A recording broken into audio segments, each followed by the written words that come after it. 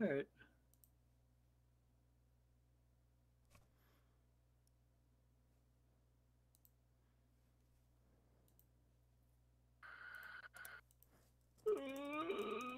I think we're live.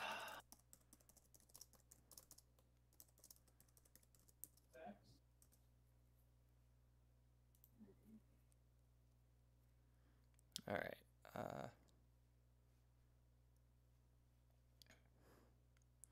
Yeah. So, as you doing this right now, we usually have a third. Yeah, but Drew will be Drew here. Drew will be here is eventually. yeah, as he does, which seems pretty. I mean, that's pretty par for the course for Drew. Yeah. We can't really blame him. It's his job. His job is to be the last one in. So what do we got today? Uh, Discussions about just usual stuff, or just stuff that isn't exactly news. But I'm looking through Niche Gamer right now for some news. Some news? Okay, we got news in a few moments. Bear with us while we find the news that you see. So you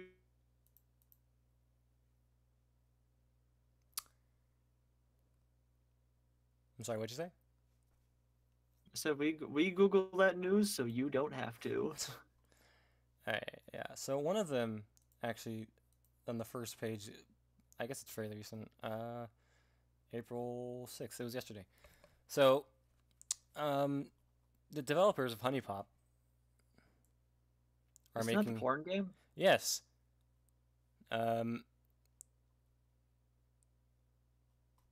so they're making a new game, Oh, and it is it does not look like a porn game at all. It's not even. ah, really? Um, That's yeah. interesting.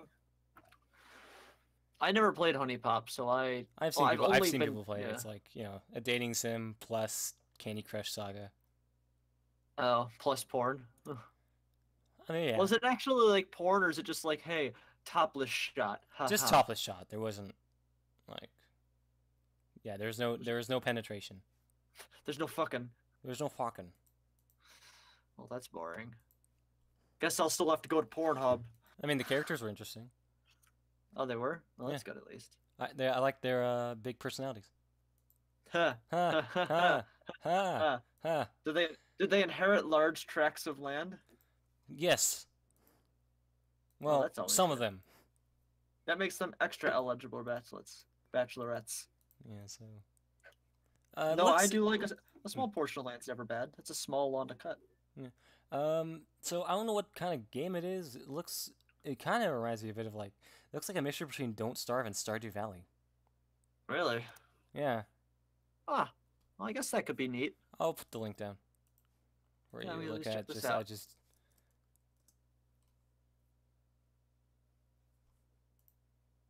well, I should have put that in general, but anyway, In before there are topless shots for in those of this you game. who aren't know, it's like the way it's kind of like made. It has like the paper cutout kind of look that Don't Starve has. But it just doesn't. But it just doesn't look that you know I think the dark best or part to depressing. notice on this is that there's a screenshot here that says, Gil, you get that tight little ass over here and give this little lady a proper introduction. You're making Tessa angry. I don't know. I don't know. There might be some point. Like if you look at the second look at the second screenshot, you can see that in their inventory they have some butt-shaped stuff. Right? I would play this. I would definitely play this. This launches, what, May 31st? I'll be picking this up. Yeah, Expect to I see the might Spiral give it a look. Scouts. Also, hi, I'm Freelance Seven. Yeah, This is Specs. Welcome to We'll Figure It Out. we're still figuring out that title. I've And I've how I've we're doing this. I've realized that like I can't exactly just start the stream randomly so many times because then it would just get annoying probably for some people. I thought that was part of the joke. Part of the joke, but then again, like, Yeah, and I guess. you guys are now expecting it, and that just be makes it Yeah, be now boring. if you expect it, now it's like, oh well, now it just happens. Now Now it's not interesting anymore because it's every time. Yeah. Apparently, the Spiral Scouts does not have a Steam listing, as strange as that is. Huh. I wonder where you'll be. Well, when we figure out where you can even actually buy this game, we'll let you know. Yeah. Yeah, also, speaking of just, I guess, regular sex stuff, I've been playing more Katawa Shoujo, Uh, and apparently I finally had a sex scene with the girl. I had to, censor it. I had to turn off. I had to disable oh, adult content because Twitch. damn it, Twitch. Well, that's why you just need to start casting over on Pornhub. Yeah, and I should probably just start streaming over on Pornhub. You're right. I mean, they allow that kind of stuff, so why not? Why not?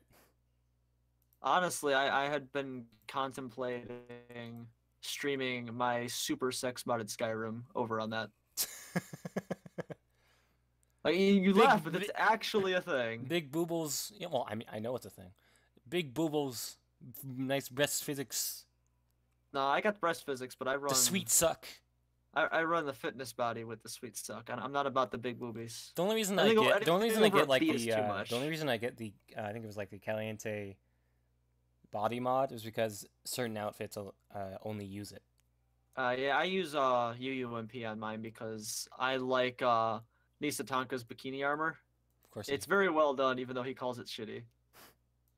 T-Pain, I've just been informed that there's such a thing as drinking too much water. Can anyone confirm this? I mean, yes, yes. T-Pain is one of my favorite rappers for the silliness he does. He also streams. Didn't you know that?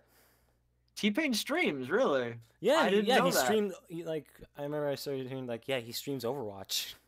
Huh. I had no idea. I follow him just for the fact that it's T-Pain. I mean, I've always liked T-Pain's music, so I'm not a huge rap guy. I don't get too much into it either, but if I'm gonna follow anybody as long as it goes, with anything for that, it's definitely gonna be T-Pain. It'd have to be if I had to pick two of them to follow all the time, not counting Snoop Dogg because it's like obligatory because his shit's always good, and Eminem because his shit's also always good. It would be T-Pain and Tech Nine. Like those guys are just really good at what they do. Oh yeah. By the way, the game we are playing today is Pac-Man 2: The New Adventures. Really? I Yeah. haven't played that one yet. Neither have I. No, I'm gonna look it up. SNES game, also known in Japan as Hello Pac-Man. Hello.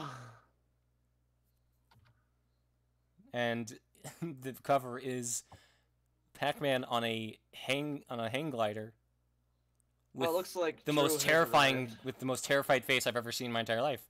Hello, Corbin. We have a follower? Oh, I wasn't even. Yeah, well, on Twitch. Yeah, well, that's usually where I keep track. These are of people videos on left over Twitch. from my Katawa Shoujo stream. Realize, oh, you're still doing shit. I was lurking. Well, no, I told them I was gonna do it. Yeah, Corbin, make finished up sure my, if the others don't know that they can come in here. But yeah, Katawa Shoujo. The thing with Emmy's route is that I know that they fucked, even like after the whole censoring. The thing with the dudes, they just put on a random picture, Oh. like a random picture of like an animal, doing silly things, and then they make it pulsate, and the heartbeat. So, the thing is, and I knew they fucked, and I knew that the second time they had sex, it was, they did anal. Like they Really? made it extreme. Well, yeah. Then afterwards, they made it extremely clear that they're not going to do that again. They just whatever. Anyway, You're Shizune's not route. having fun if you're not doing anal, first of all. Well, I mean, they just wanted to try it out, and they found out they don't like it. They figured it out. So like what I'm saying here is I knew that they had sex. I knew that's exactly what they did. Okay. With Shizune, I think it was implied. I don't know what the fuck they did. I'm assuming said- the context is that she tied your arms behind a chair, and then did something. I'm She just assuming, left you there. and I'm just gonna assume since she's wearing a skirt that she just straight up pulled your pants down and fucked you. But by the time it gets out of the sex scene censor, it's like their clothes are still on. Oh. And so I'm like, what did they do? Maybe she actually doesn't wear panties at all and was just like I mean, dominatrix that shit. could be a very I mean, that could be a how very do we likely know? scenario. She can't Another talk thing or that they hear. Another thing that they could have done is frauded, which is I don't know when what that means. it's basically when you're both clothed but you grind against each other until finish. Oh. That could have been something. Doesn't sound like a whole lot of fun. I mean, it still feels good. And hey, no pregnancy. I mean, it's a video game, so technically there never has to be any pregnancy. This is the only time I wish, like, man, maybe I should have turned off disabled adult content because now I want to know what actually. I'm extremely happened. curious as to what they did because I have no idea. They're both sweaty and they're both like, man, we did that. And it's like, what'd you do? You know what? Maybe they just worked out. Maybe they just did a lot of weightlifting. Fuck it, I'm looking it up. What do they actually do? She's in a Katawa Shoujo. First sex scene. Not why does this bring me to a video of Lily? I'm talking about Shizune. I'm talking about the deaf one, not the blind one. The other one. What did they do? What did they do? Did they know? Some people thought that it was like basically just rape, but I mean, if it was, he wouldn't have reacted the way he did afterward. Consensual bondage isn't rape, though.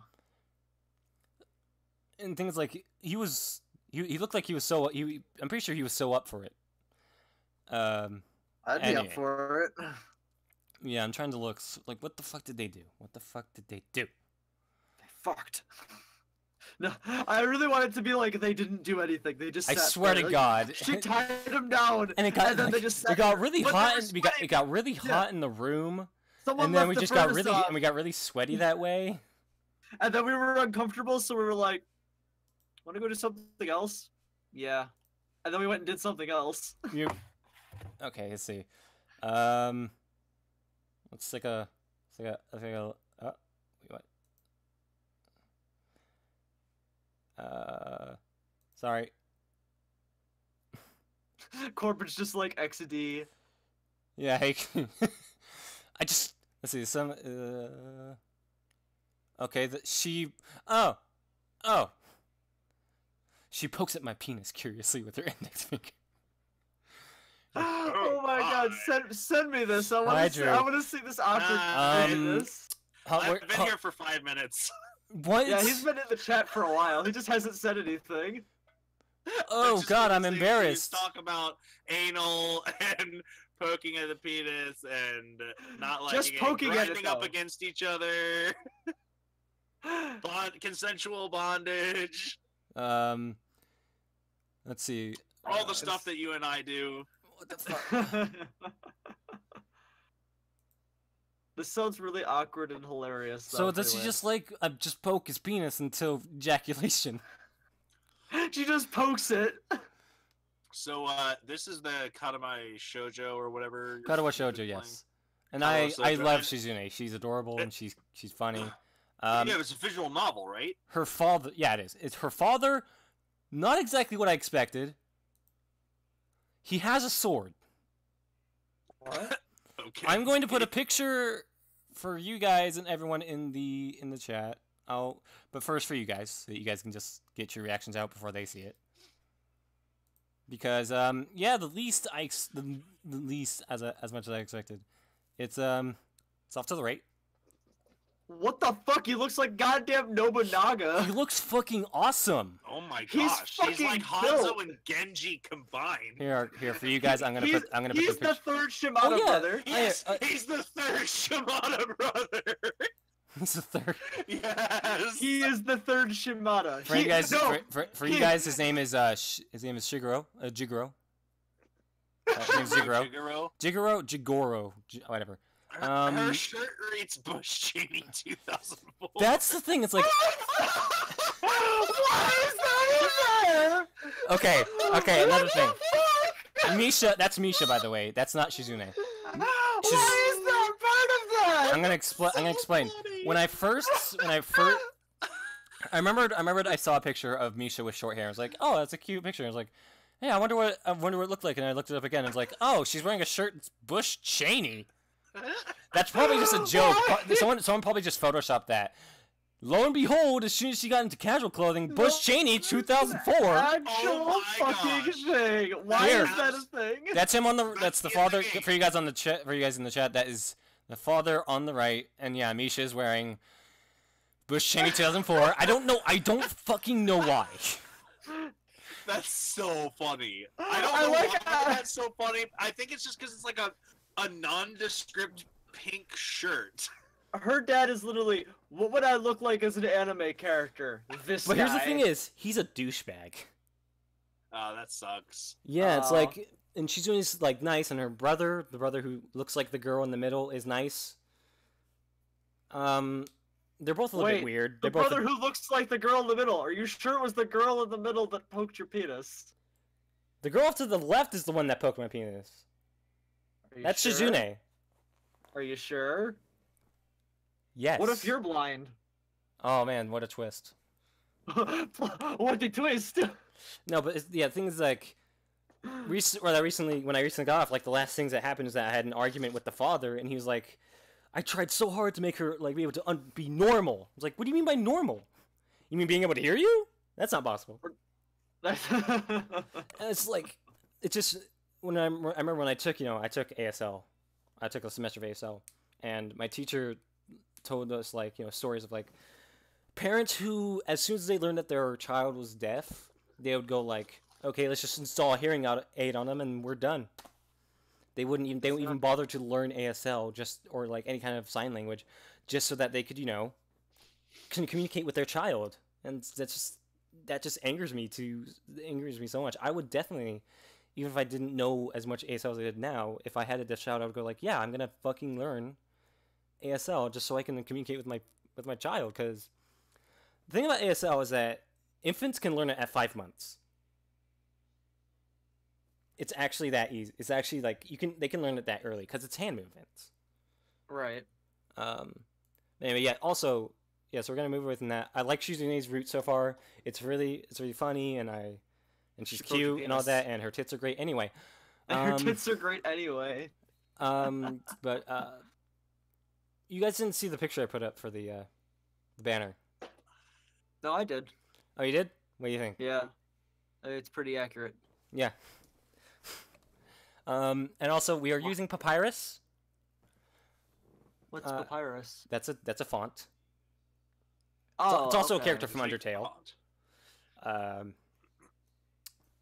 But yes, it's also a type of paper. It's also a type. Yes, shut up. Anyway. That's why I was like, what do you mean? Because there's a lot of different things. It's also a programming language. Yeah, so I'm still trying to let's see. Have they found any news? I'm still trying to see what the fuck happened. She lowers herself onto my penis. They fucked. Okay.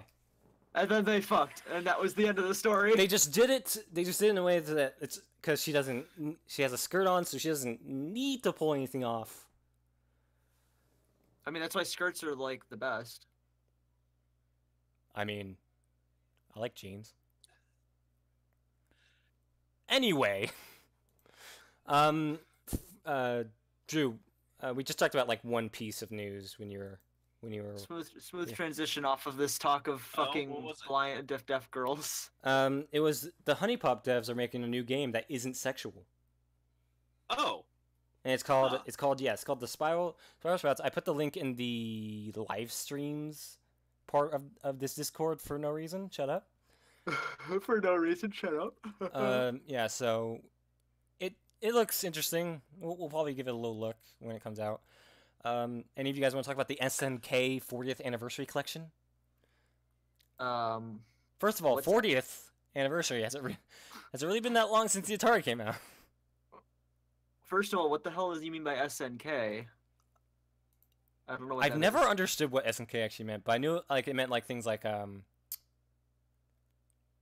okay, I wasn't expecting those games because I never heard of them. What the fuck is SNK? I was always confused whenever I saw it. Hang on. Here we Because go. nowadays when I think of it, I think Shingeki no Kyojin, which is Attack on Titan. Here, hang on. Okay, Google. It's Shin Nihon Kikaku. What is SNK? Fuck off, mean Google, in we don't relation to need video you. Games? Yeah, Google's finding me the answer right now. Hold on. I can never trust this kind of voice recognition software. Actually, the Pixel 2 is really good at it. I use it all the time now. It's fucking great. Like, I want to get the... is good at it, but the Galaxy S8 isn't so good at it. Oh, yeah, the Google one's really good at it. Like, it's ridiculously accurate. I don't know how it does it. Oh yeah, and just because I'm really proud of the title I did for my my last Katawa Shoujo stream, I called it Deaf, Dumb, and Thick. Yeah, I saw that when you went live earlier. I'm very proud. I'm very proud of my accomplishment. My life is done. I don't need to do anything else. Victory. Victory. You've yes. accomplished success. That's all that matters. You can retire now. Yeah, I mean, like, just nothing else to do. I've done everything that needs to be done. You did it. Anyway, so we're gonna have to talk about news, or we can actually go into what me and Drew wanted to talk about, which was The Evil Within 2. Because I finally finished it. I need to sit down and actually start playing Evil Within. And it's like the greatest thing ever. Also, I want to say something to you, Specs. You made fun of me for being scared of The Evil Within 2 when you got scared in the Hat in Time. Dude, I am probably going to shit my pants playing Evil Within 1. You have no right. You have no right. Absolutely not. Oh shit. Hello? Out like a little bitch baby playing fucking hardcore evil games. Why is the internet fucking up for me? It's been doing that for me too. I can't. Google's still looking for an answer. I don't think an answer to SNK is out there. Google can't find it. And if Google can't and find it remains it, a mystery. It remains a mystery. I will not even though I found the Wikipedia page for it, I'm not going to say a single thing. We're trying to figure out the fuck. Anyway, it's a collection of games. That's it. Okay, bye. Games. Okay, bye. But yeah, The Evil Within 2, we finished it. I mean, I finished it. Drew finished it like, I don't know, 10 years ago. But I didn't actually finish it. I got really close, but I watched Mark finish it. But then I watched. Why didn't you finish it? I got to a point where I had to choose between running from enemies or using all of my ammo to kill them, and I hate running. Cause you're not a bitch. So I kept dying like a lot. You could just be stealthy. Yeah, but that involves not fighting them.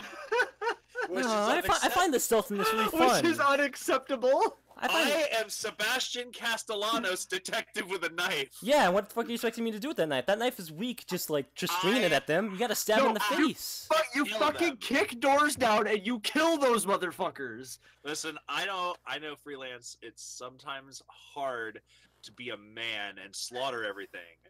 But somebody has to do it, and that's gotta be me. Excuse me, I fucked a deaf girl. Well, hey. That definitely is. And excuse me, I finished the game. Yeah, but how many enemies did you skip? Yeah, but he fucked a deaf girl. Fuck you. I cleared the area. Fuck you. I'm gonna do it too. And then he also fucked the deaf girl. And then I fucked my wife. With my gun. Also fucked his wife with this gun. You know what? I'm booting up the Evil Within 2 right now. I'm gonna beat that shit. Damn straight. That's it. That's a man. That's a fucking man.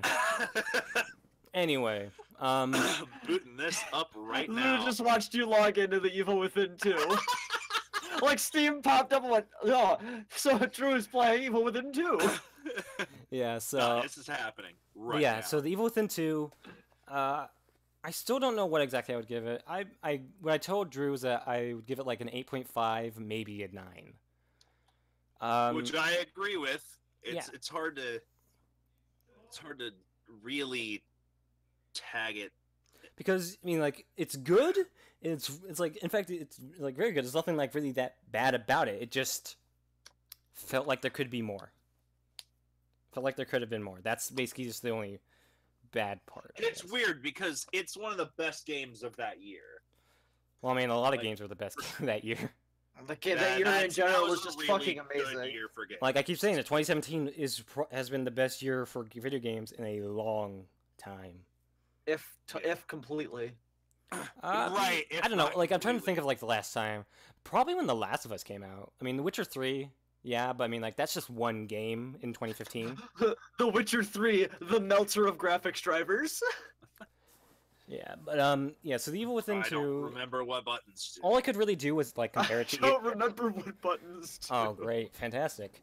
I switched the buttons around. I think I made the flashlight where the B button would be. You don't use a controller, do you? Yo, Diazzy, that Minecraft server though. DZ. Oh my god.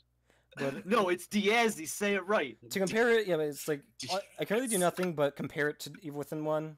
The Evil Within 1 felt aimless. It felt rushed, and it felt like there was money spent on certain things that they shouldn't have been.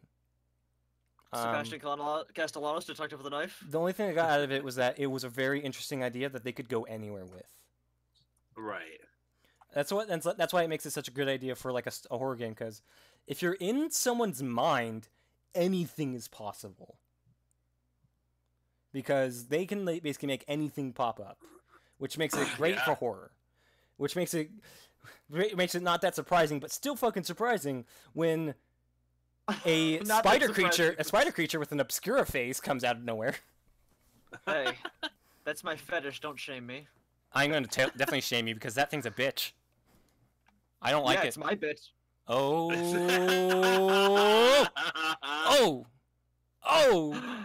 I'm spicy tonight.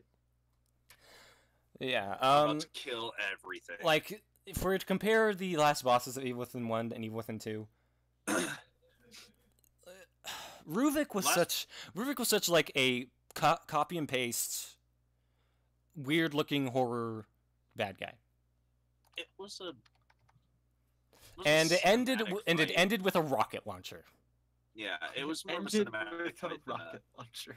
More of a cinematic fight than an actual like. It felt with the rocket launcher. Use skill to overcome this. With the rocket launcher, it felt a lot more like Resident Evil than its own thing, because every Resident Evil ends off with "now shoot it with a rocket." Yeah, we've tried everything. Well, now what? Well, shoot it with a rocket. Shooting with a rocket. The recent one was like, shoot it with a laser gun. Yeah, but then they shot it with a rocket, and then it kills it. And like, oh, we could have just done that from the start? Huh. Wesker's dying in lava. What should we do? Shoot him with rockets. What makes you think that shoot him with rockets? Two rockets, actually, because it's a co-op game. Yeah, you have to shoot two of them. But yeah, I love... Doesn't he come back from that too? Like, does he? Whoa, hey. Plot twist. Does he? I don't think so. I think he does. I don't think, like, unless he was in... No, he wasn't in Resident Evil 6, and he wasn't in Resident Evil 7. You know, technically, he returns in Resident Evil 7 as a gun, because the gun's named the Wesker. Oh. Well, maybe he is finally gone after that, but wasn't maybe they took his essence and turned it into a gun. That sounds good. I am not a gun. I'm gonna look up Albert Wesker. I'm gonna look up Albert Wesker and we'll see. Oh, I have to press F. Ow.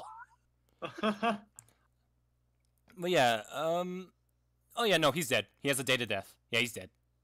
He is legitimately dead in the game. The Wikipedia says so. In game lore, he's gone. Yeah. Oh, then yeah, if the Wikipedia says so, he's gone for good. Then. Well, I mean, that doesn't mean anything, but it just, as he's been dead for now. Which reminds me, yeah, going back to Evil Within 2, Stefano's fight reminded me a lot of Wesker's fight. The first time you fight Wesker in Resident Evil 5, which is when he's able to teleport around. How does he teleport?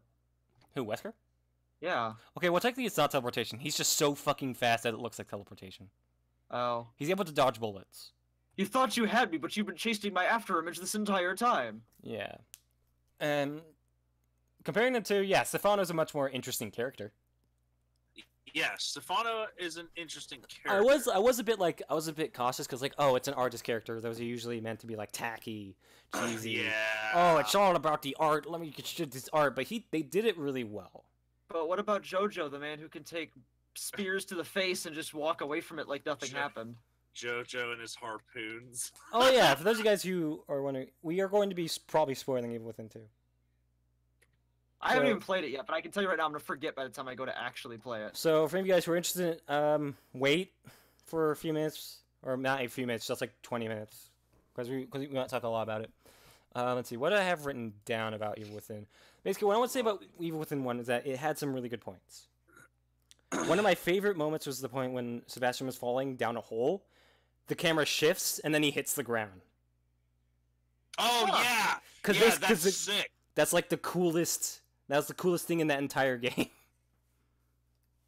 That was really cool. Well, like it's a perspective switch spec. So like, and Evil Within 2 does it as well. Yeah, he's falling. I get what you mean. Like he's falling, and it's like he's falling down a thing, but then all of a sudden it goes 90 degrees, and all of a sudden, oh, that's the floor now. That's right. I was just like, oh, that's good. Man, if only the rest of the game was like this.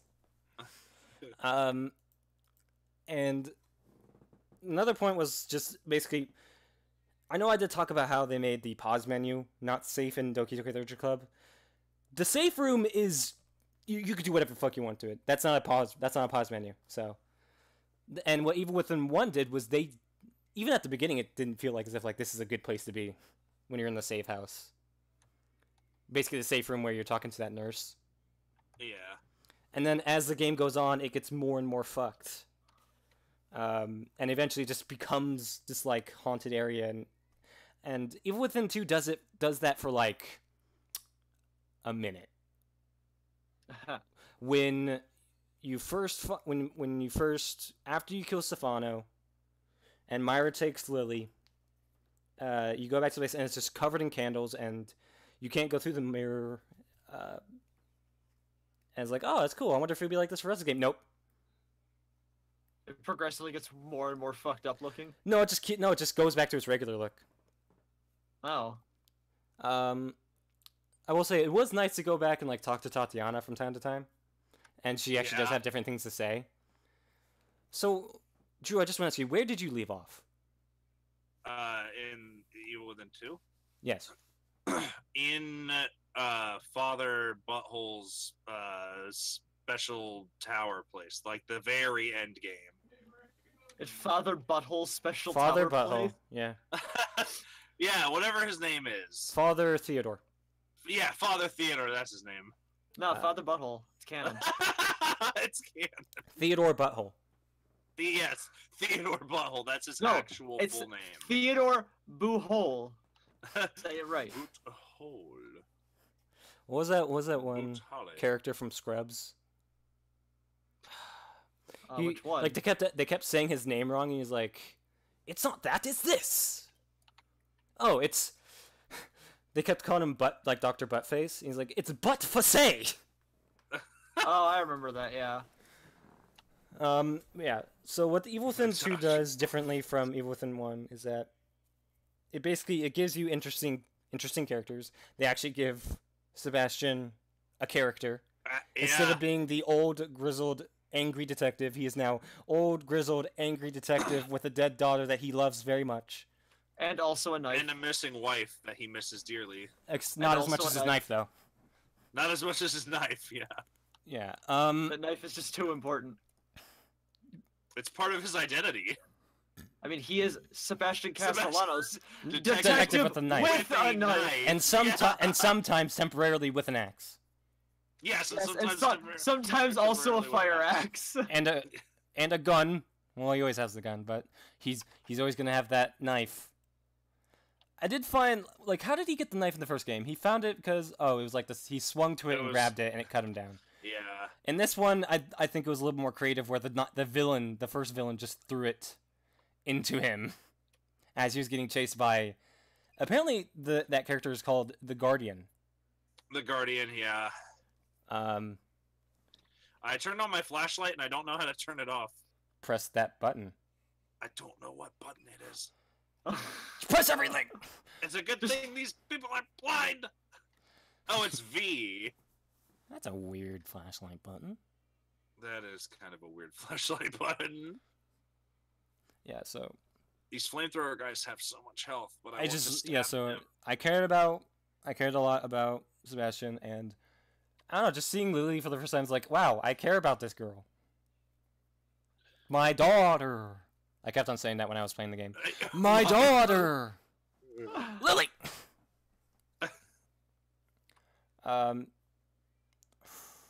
It's just hard to get everything into, like, one composed thought, because there's so much Evil Within 2 does well compared to Evil Within 1. Yeah, it does do a ton well. Sure, it could have been a bit scarier.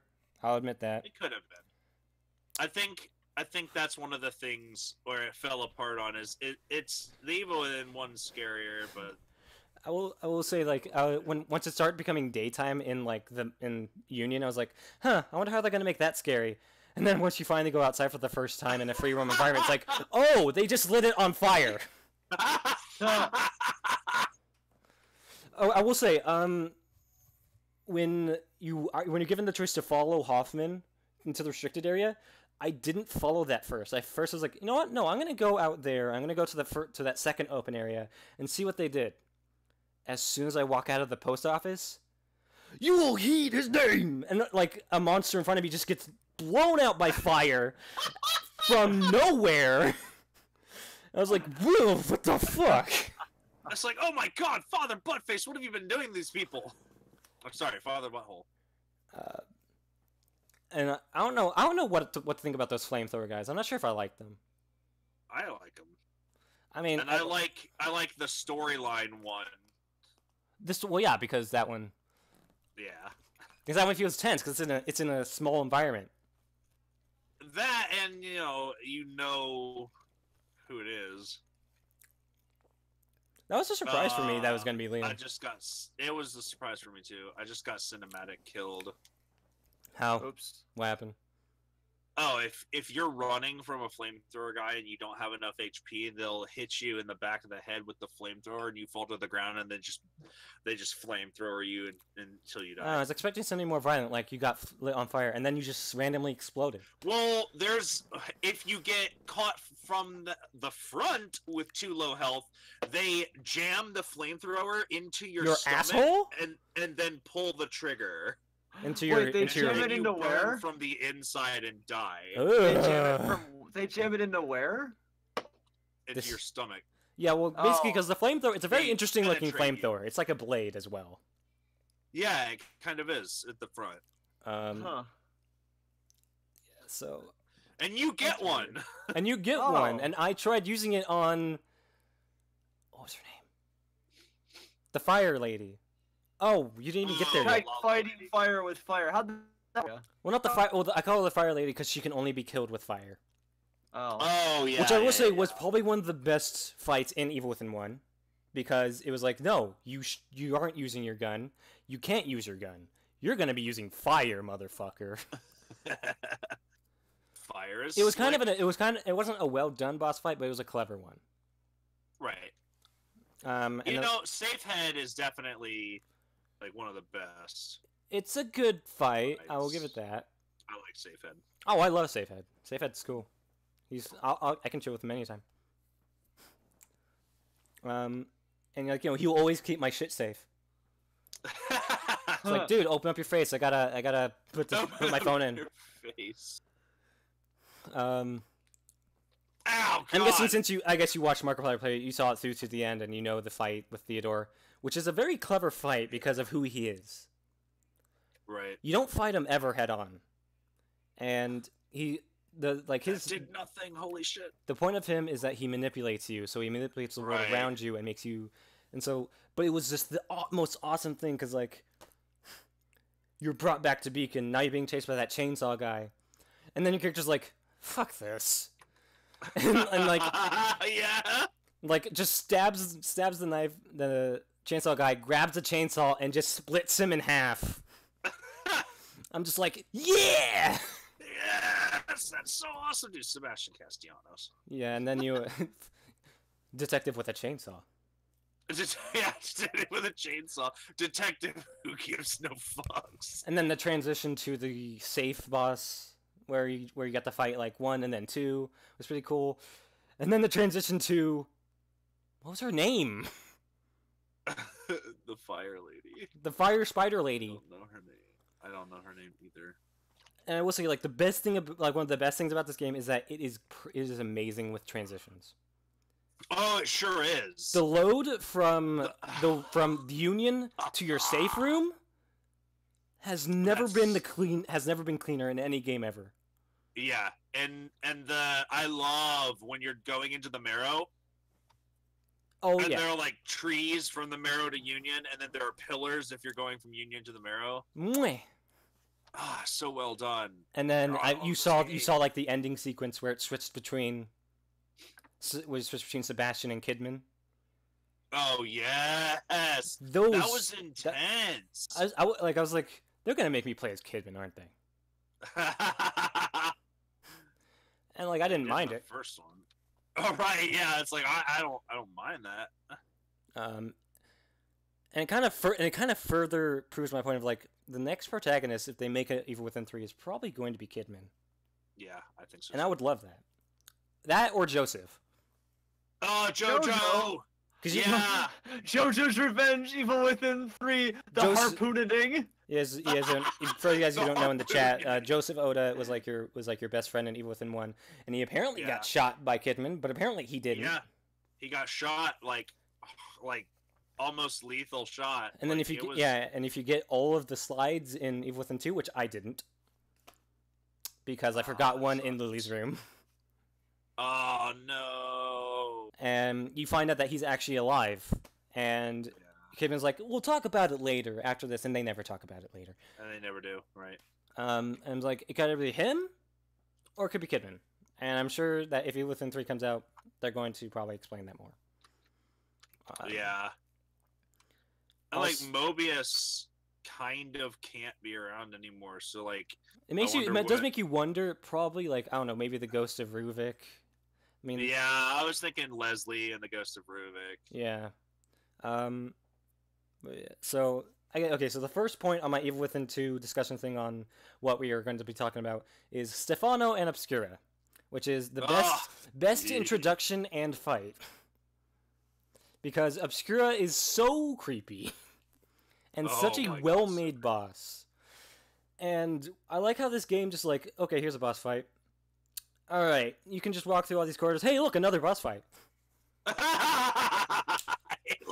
Another boss fight. And before that boss fight, there's like this amazing sequence where you're just like trying to go through. You learn more about Stefano and how he's basically just a psychopath. Just a psychopath. Yeah. He murdered his model. He murdered his model. Decapitated her. Yes.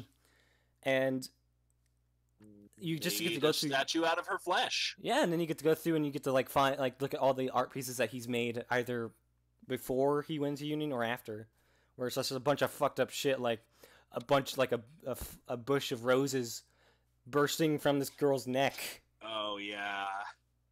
And then his first introduction where he actually says like, "Hi, I'm Stefano." And it's like, "Wow, I fucking hate you." Yeah, right. All he said was, "Hi, I'm Stefano." Oh, well, he says more than that. He says more than that.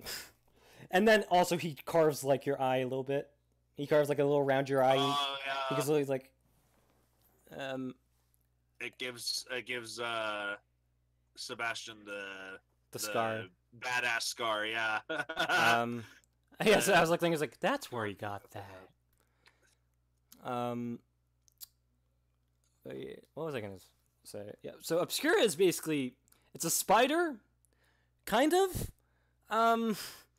If you guys don't know what like a camera Obscura is, it's basically one of those old ass cameras where you have to like get under a curtain to take a picture of. Yeah. So it's basically like that. An old ass camera, like a that one game where you take pictures of people. Fatal Frame. And it's Fatal Frame. Yeah, it's like a Fatal Frame camera. It's super old. And I love the introduction to it because technically, before you fight it, that's not the first time you met it. And I showed Drew this, and he saw it. Like I showed Drew this, like because he didn't notice it. Basically, there's a part like minutes before his fight, where where you walk through a door and like you're just in this room. If you were to look to your left down the hall, you will see this figure crawl across the hallway. for like a split second. Easily missable. But it made Pat go... Dude, if you're looking to the right instead of the left, you will miss it. You'll hear it, but you won't see it. And I'm just like, that's so good.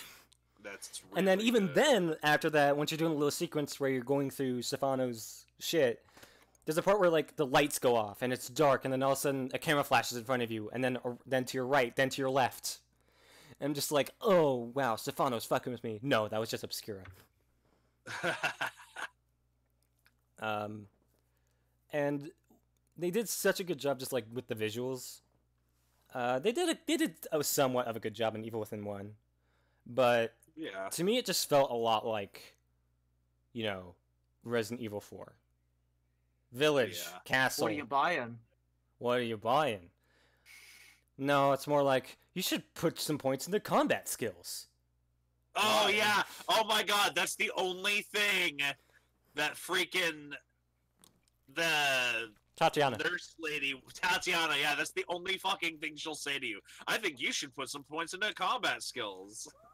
It's okay. No, it's great to this is be a Bethesda game. I need stealth, maximum stealth. 100 stealth, 100 pickpocket. Stealth.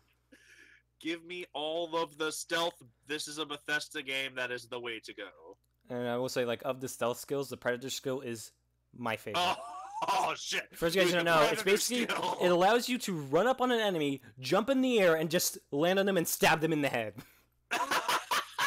And it is the goofiest. Use the force of your body to pull them down. It is the goofiest, coolest shit I've ever seen. In a game, yeah, I think so too. I think it's like one of the coolest things you can do as Sebastian. What I like, so that's why another thing I like about Evil Within 2 is that it takes itself seriously at points, but not all the time. But not all the time, yeah. Hey, I got him! I killed the flamethrower guy! Yeah, boy. Nice. I mean, you didn't need to, but... I didn't need to, but I'm gonna. And I took his flamethrower. Boy, he about to do it. Because you ain't a bitch. I mean, That's the last piece I need. I can build another flamethrower. Yeah. Get two. Let's see. Next point is perfectly diverse without shoving it in your face. Yes, perfect. That's one of my favorite things about this game. So I'm gonna bring up the point, like, you're sent in there first of all to find 5 agents. 3 of them are white. 1 of them is black.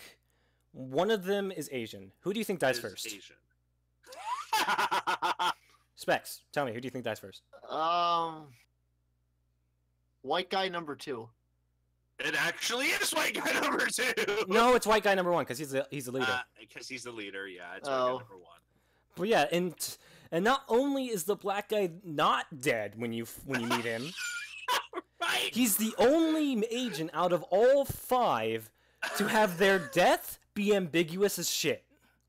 Yeah, it's the most ambiguous. Because basically he finds a way to get out, but then you read a little thing and it goes like, yeah, we stopped using this as a way to get out because there's a 3 out of 4 chance for you to not get out and be just sprawling through corridors for the rest of your existence. Yep, stuck in STEM for the rest of your entire... So there's a 1 out of 4 chance that the black guy's alive.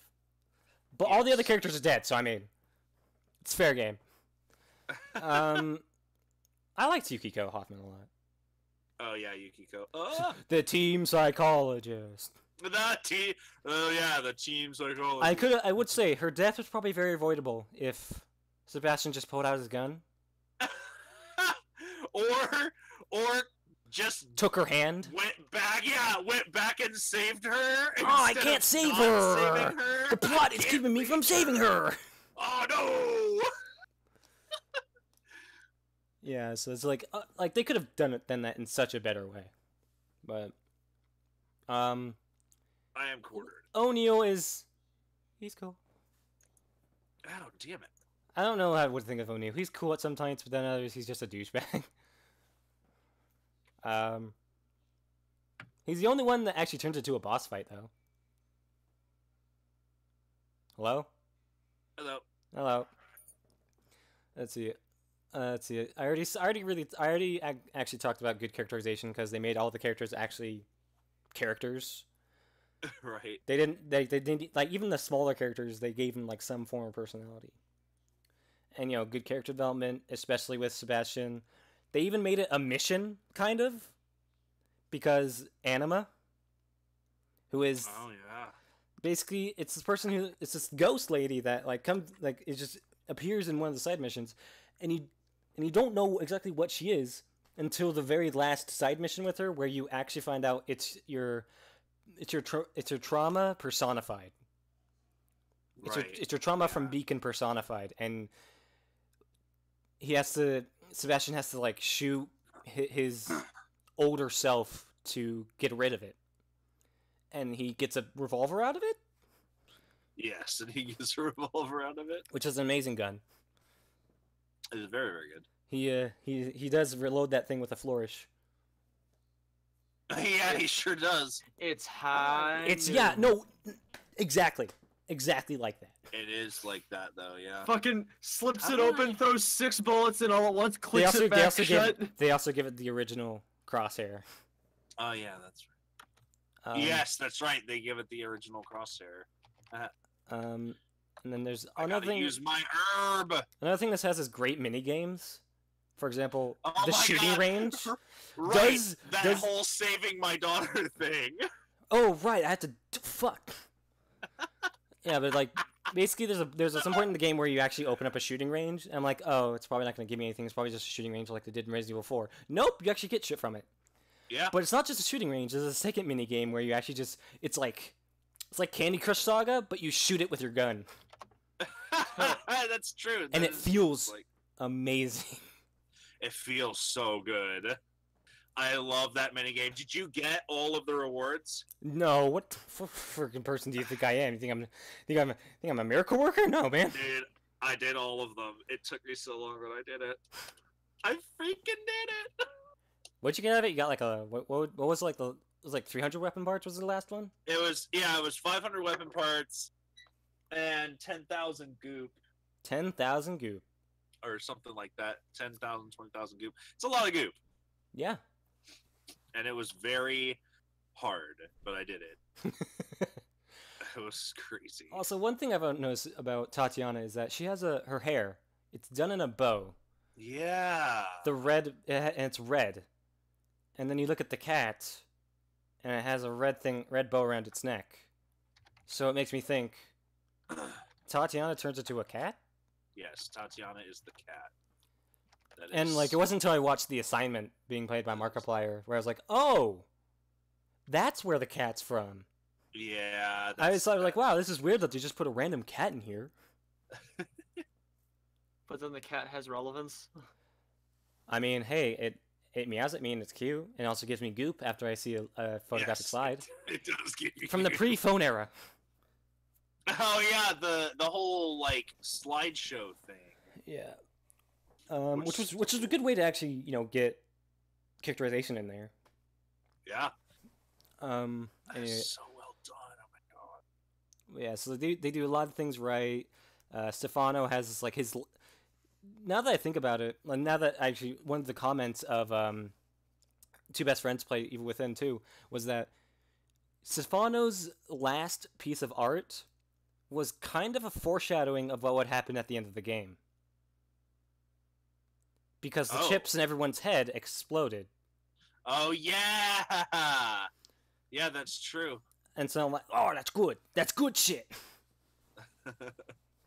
That's the good shit. I love that foreshadow. And the ending is just amazing. Other than like the transitions, it's also very heartfelt.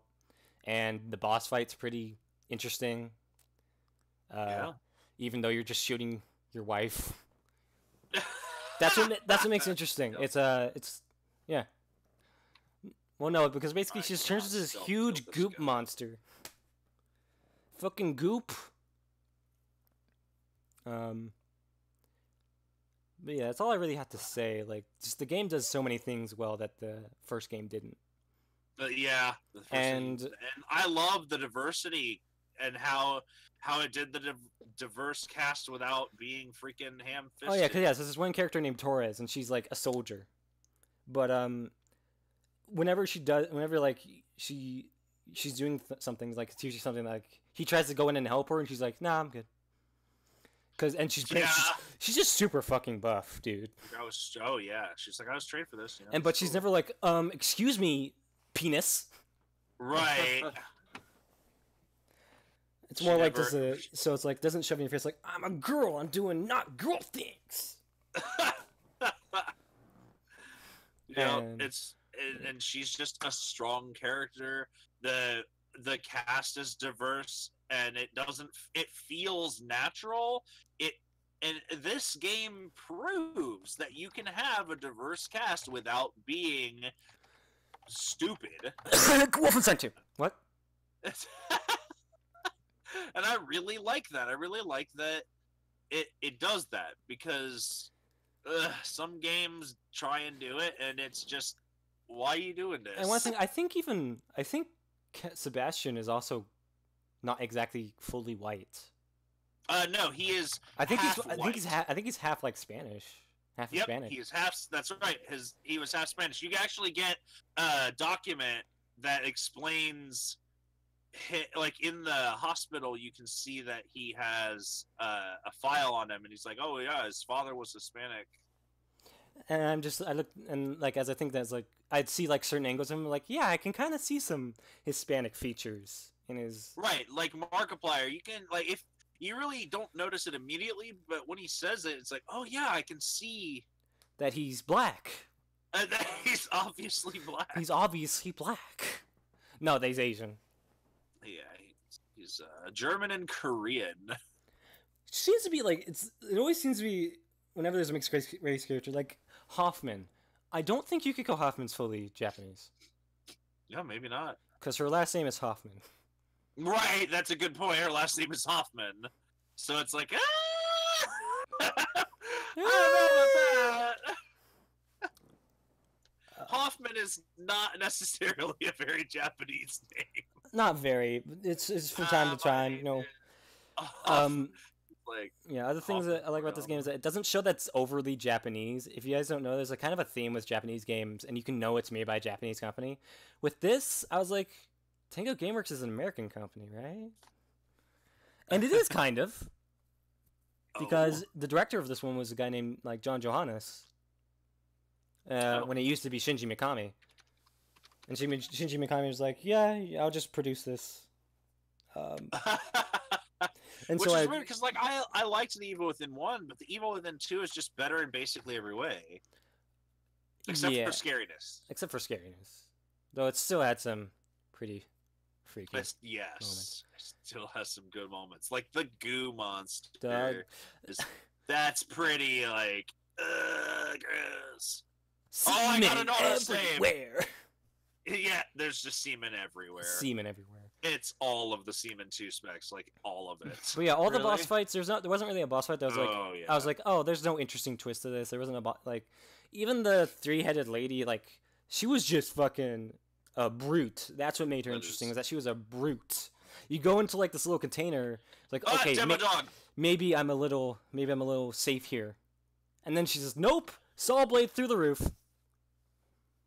And also, you know, Stefano, as much as it's just shooting him, he does make it somewhat interesting by taking pictures of explosions and putting them nearby so that if you get near them, they just explode and you get damaged. Oh shit, Demodogs! And then They're killing me. And then O'Neill is just. It's intense because it's in close quarters, and he sets the whole thing on fire. But interesting is that you can turn on the sprinklers so that there's less fire and less damage to your body. And then Theodore is just a series of like bosses from the first game made better. And then there's I guess technically the one before Myra, which is the one with like the power line, was interesting, but it wasn't exactly a boss. I would say I would call it a mini boss. So yeah. Anyway, Evil Within 2, good game. Go get it. Oh shit! I'm using all of my. All of my shotgun. A certain game was announced over the last week. We're talking about Spyro? Don't spoil it!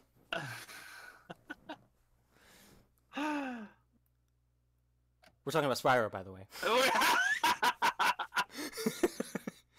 Basically, like these like some journalists got like these purple eggs from Falcon McBob or something like that. There's this thing to talk about, like this Twitter account called Falcon McBob, and it would post pictures of like Crash Bandicoot with a reflection in his eye that looks a bit like Spyro the Dragon. And then I forgot when they said it would be released, but yeah, so a few days ago they released the trailer, and yeah, they're basically just remaking the first 3 games. I can't wait because I liked Spyro more than Crash Bandicoot because I mean it's a dragon. It's a dragon. That's true.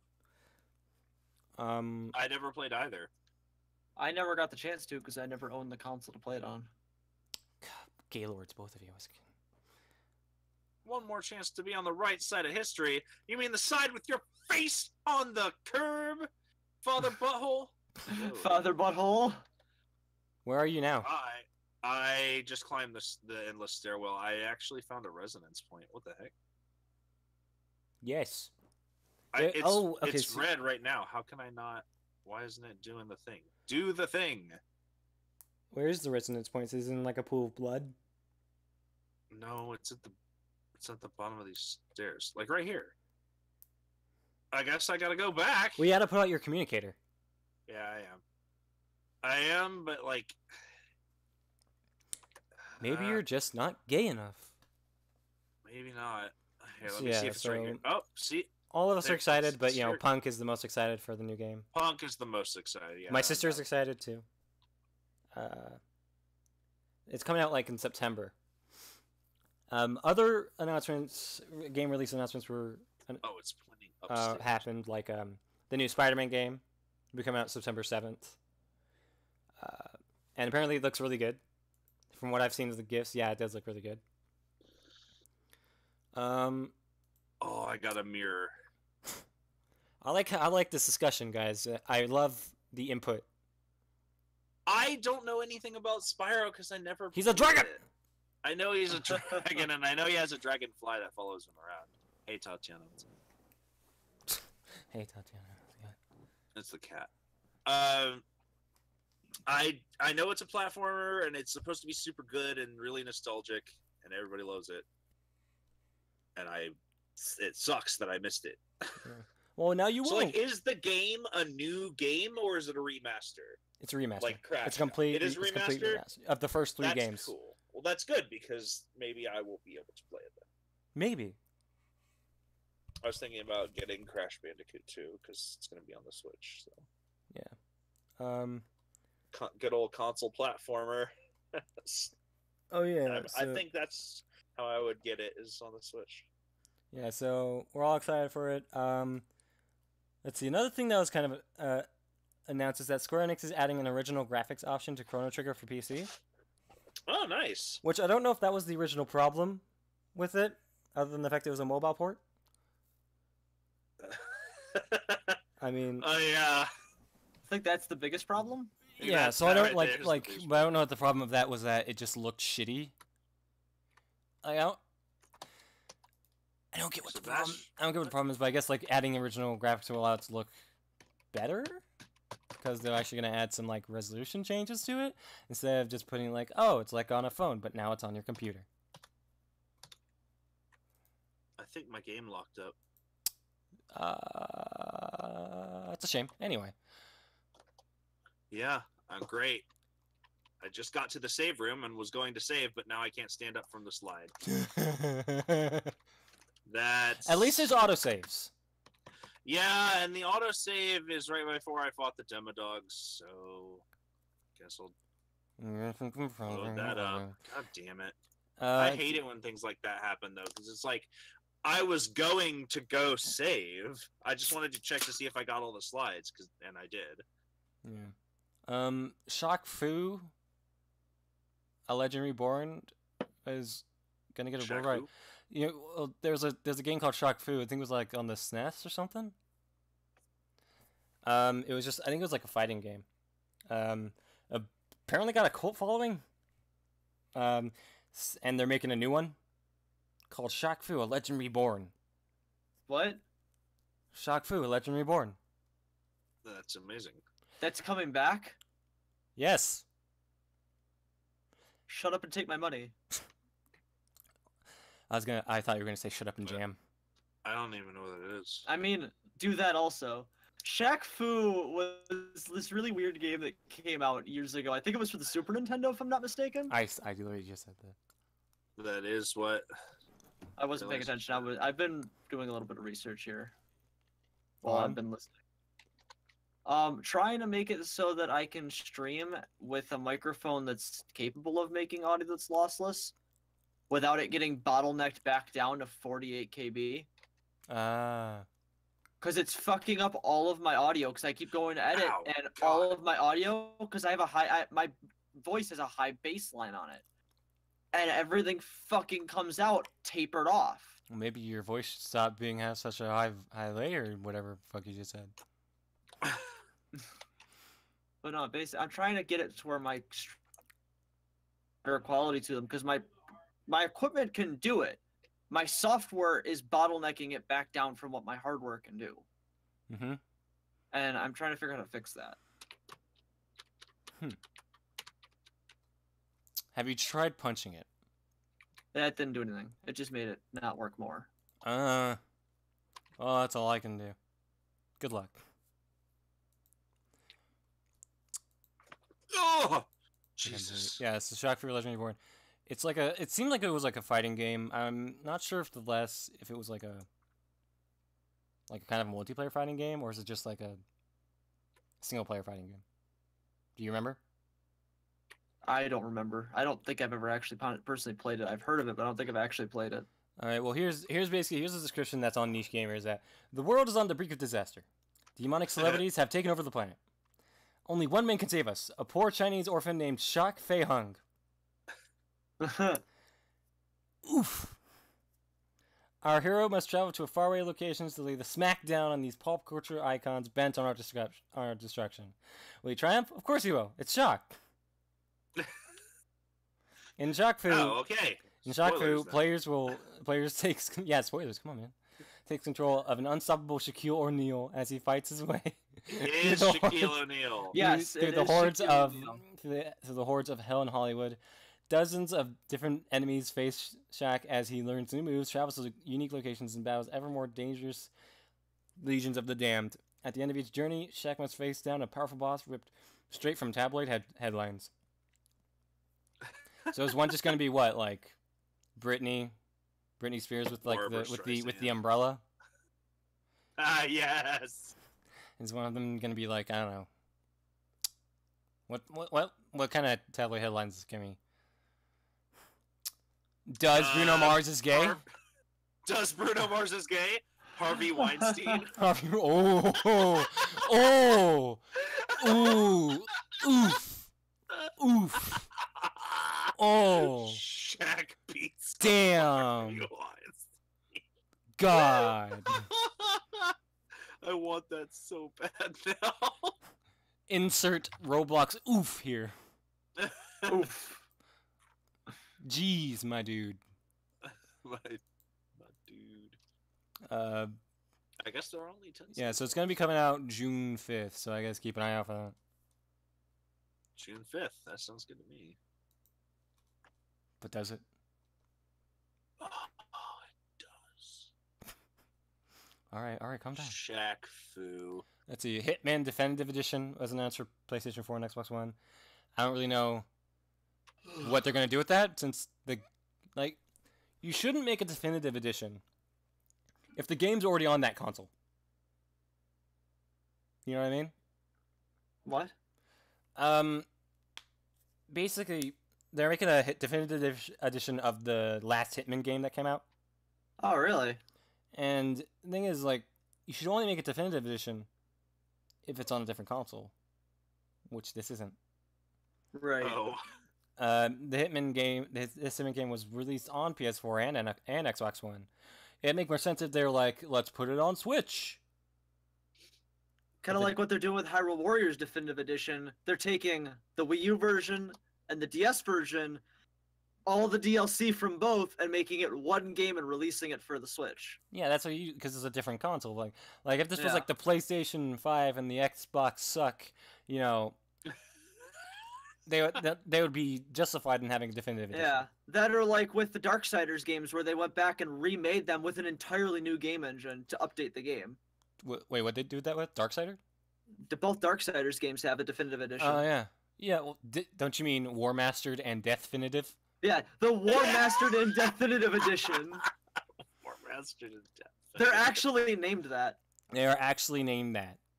That is good. As the next like Red Faction Guerrilla game is going to be called Red Faction Guerrilla Remastered Edition. Because it's on Mars! God fucking. Alright, it's time to get a harpoon in the Let's see. face. World of Warcraft Battle for Azeroth launches August 14th. Anyone give a shit? I kind of do. It's kind All of right, important. then tell us about it. It's fucking amazing. First of all, not only are they adding in what me and Jeremy called like an expansion and a half ago, like there's gonna be a South Seas expansion for the next one. No, there's totally be a South Seas expansion for this whole Legion bullshit. And we're going to the South Seas. One of the most important things was something they said in a Q&A at PAX East actually over the weekend here. If you forgot, PAX East happened this weekend. Get on your shit. We are video gamers. That's important shit to know about. I have an essay to write. Fuck that essay. It's PAX. He's right. PAX. But during an interview at PAX East, it was mentioned that while Battle for Azeroth is highlighting the between the Alliance and Horde, Battle for Azeroth is named it not because we are battling over Azeroth. It is literally a battle for Azeroth. By the end of this expansion, we won't be fighting each other as much as we are fighting to save our world. Because what people have forgotten and has been mentioned for 3 expansions now in side quests and things that have been leading through story and different things that have happened is that we have old gods to deal with still. And there was a pretty important symbolism to why Sargeras, when he jams his fucking sword into the planet as he's getting ripped back to the Pantheon to be sealed. Ah, shit. He stabs his sword into fucking Silithus. Now, if you've been playing the game for a while, you know what lives down there. It's not a very nice person. His name is fucking Cthulhu. Yeah. Oh man, I wonder what he's based off of.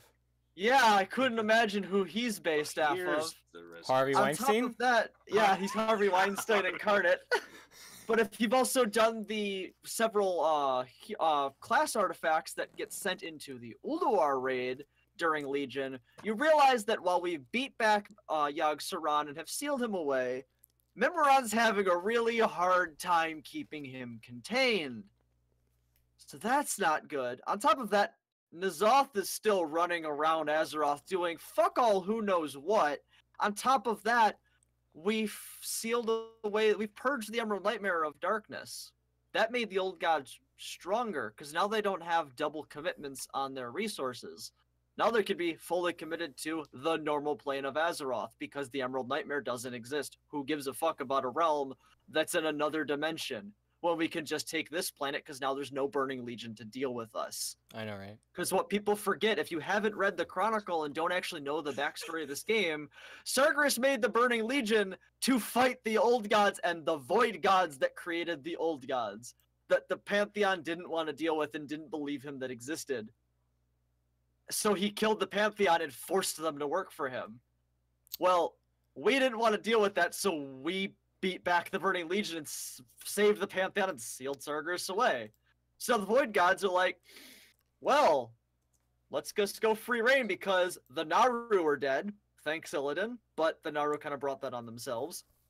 Damn. The Burning Legion is destroyed. So now there's Void Gods left. And the Horde's still reeling from their own civil war that almost wiped them out. Now they're both reeling because the Burning Legion.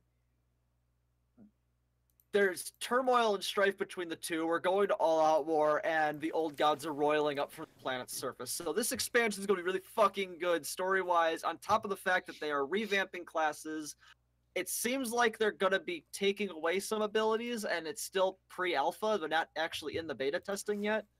So there's still a lot of things that don't feel good with the classes, but not everything's flashed out yet. But it's supposed to launch on the 14th, Have you so we'll played see the how beta? that works. I haven't. I don't have an alpha invite yet. I think my cousin. have been I think my following cousin has. I've been following it through Final Boss, and from the videos they've been doing so far, most of it's pretty fleshed out as far as the classes go. There's a lot of tuning to do on the ones that are done, but then like other ones like Holy Paladin feels like it's missing half the kit still. Like it hasn't been done yet, but like Prot and Ret feel good, but need a lot of tuning to be done. Mhm. And like they still need to make adjustments, but it feels like they want to make it to where it's not okay, you're on this fight, now you have to switch your talents to this fight to optimize. Like, no, you pick your talents and you play what feels good to you, and we balance around that.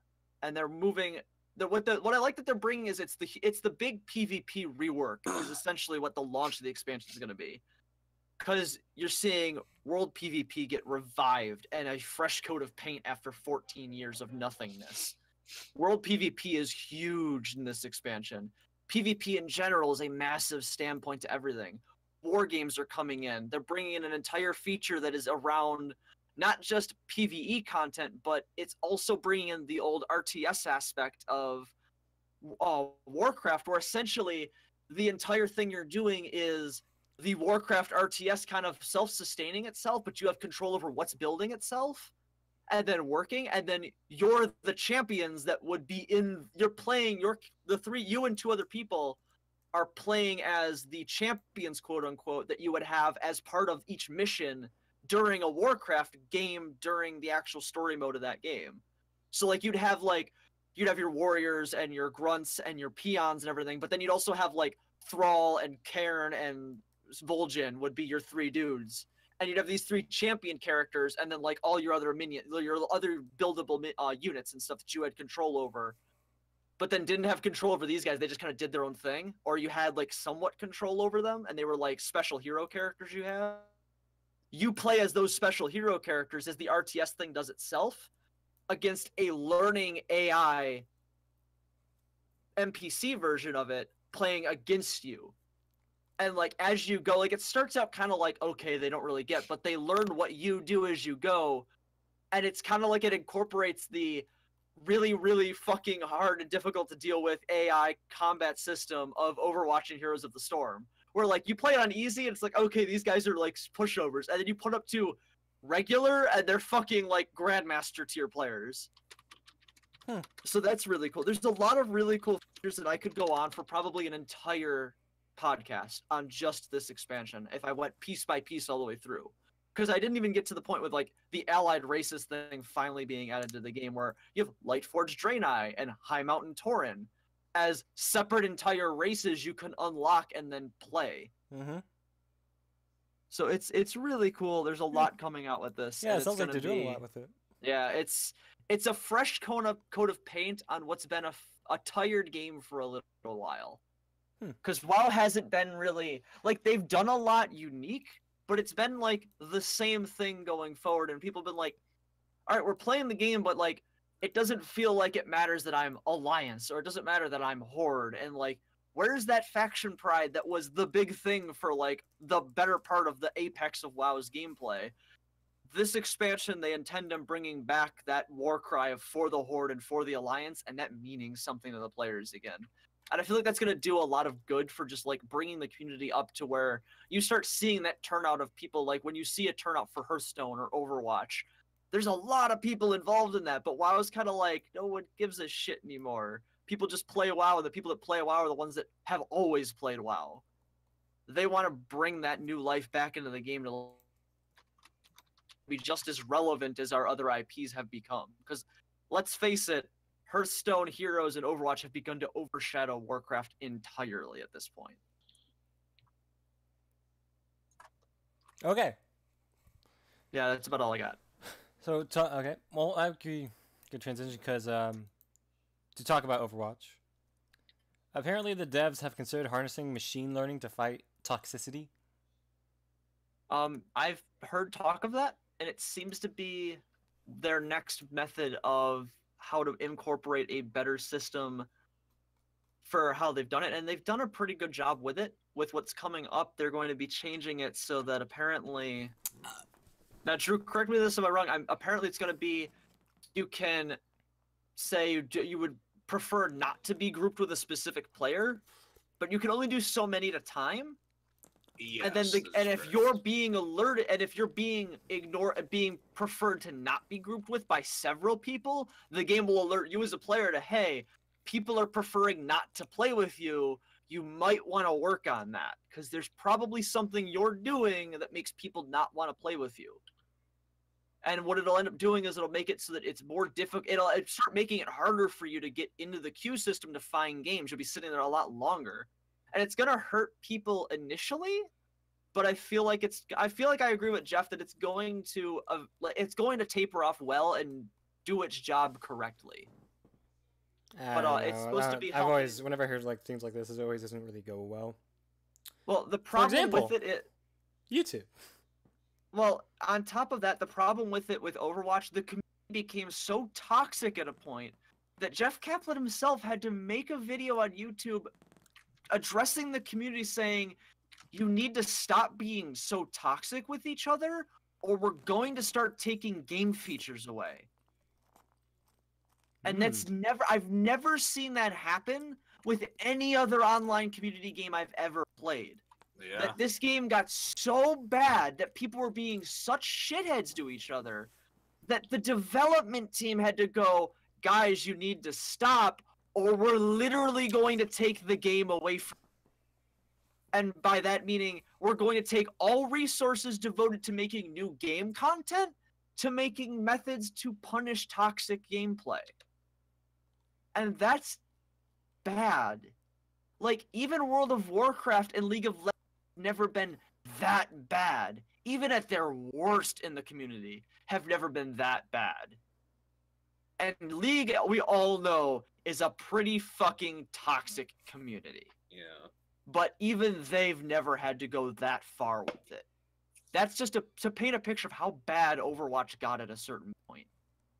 Like, it's so bad that they had to put in a censor, whether you have mature content filter on or not, for GG Easy to change what that says when a player types it into the chat.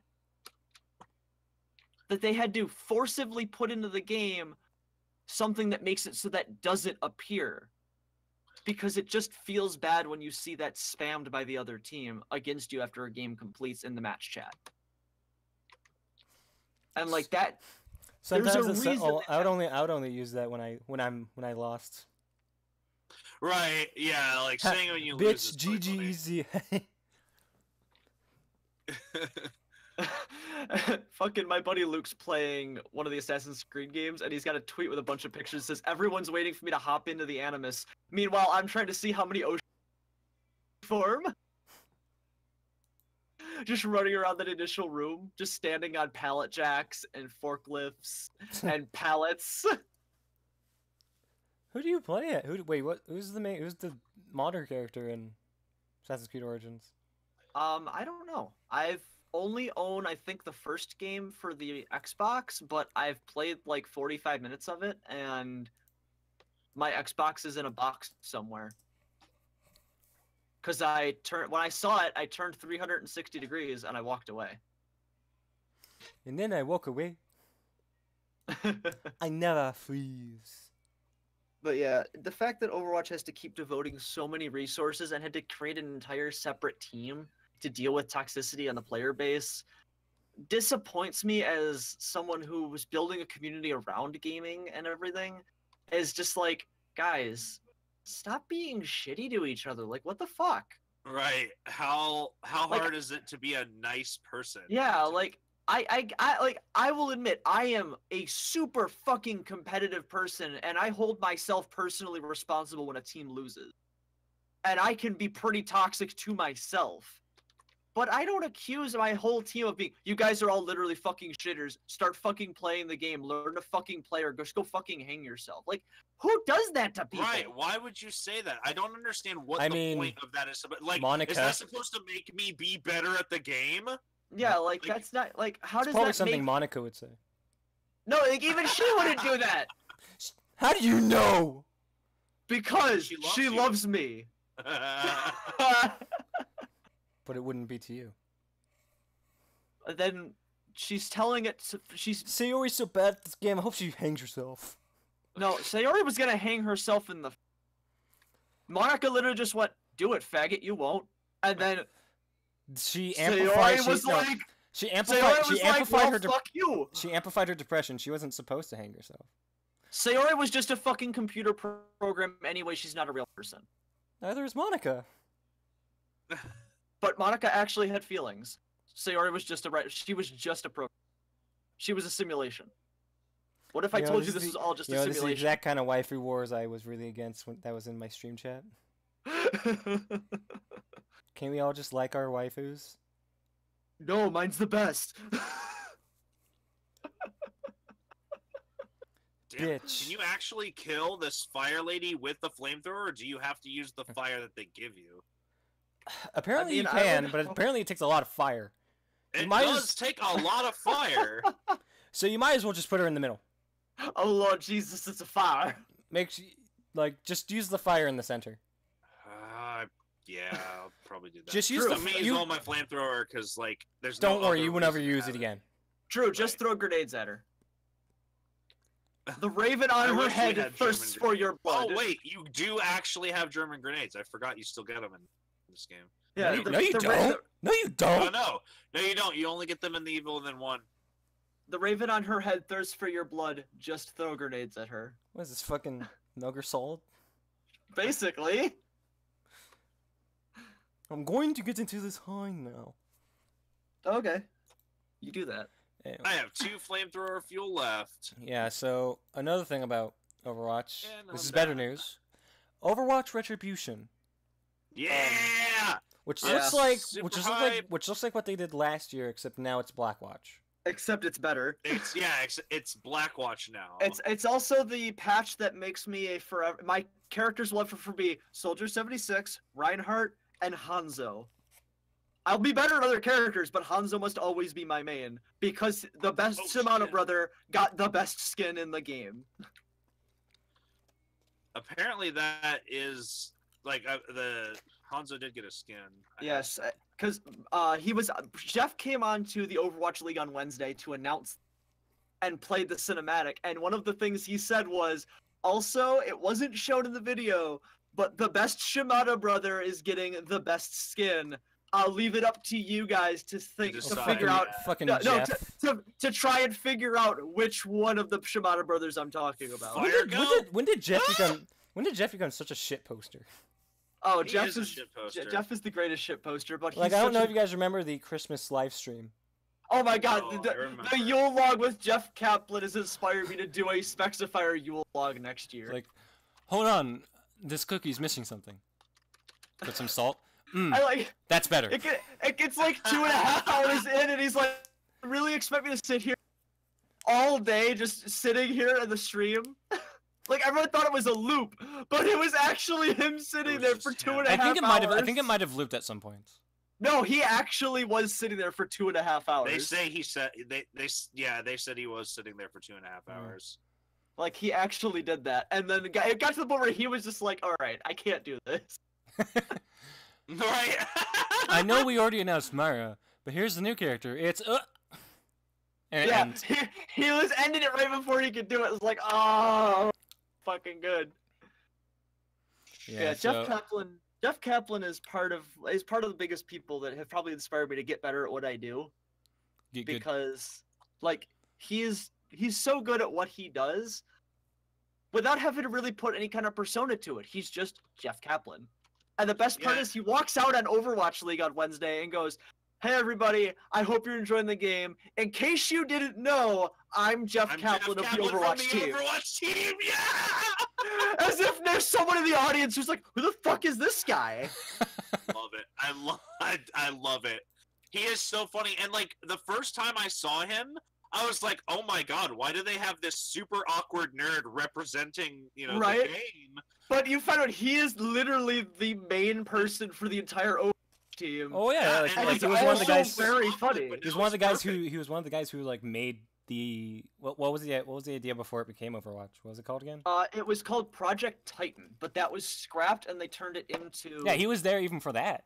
Yeah, Project Titan apparently was supposed to be Overwatch. Like Overwatch was supposed to be a new MMO like World of Warcraft, but with the type of characters you see in Overwatch.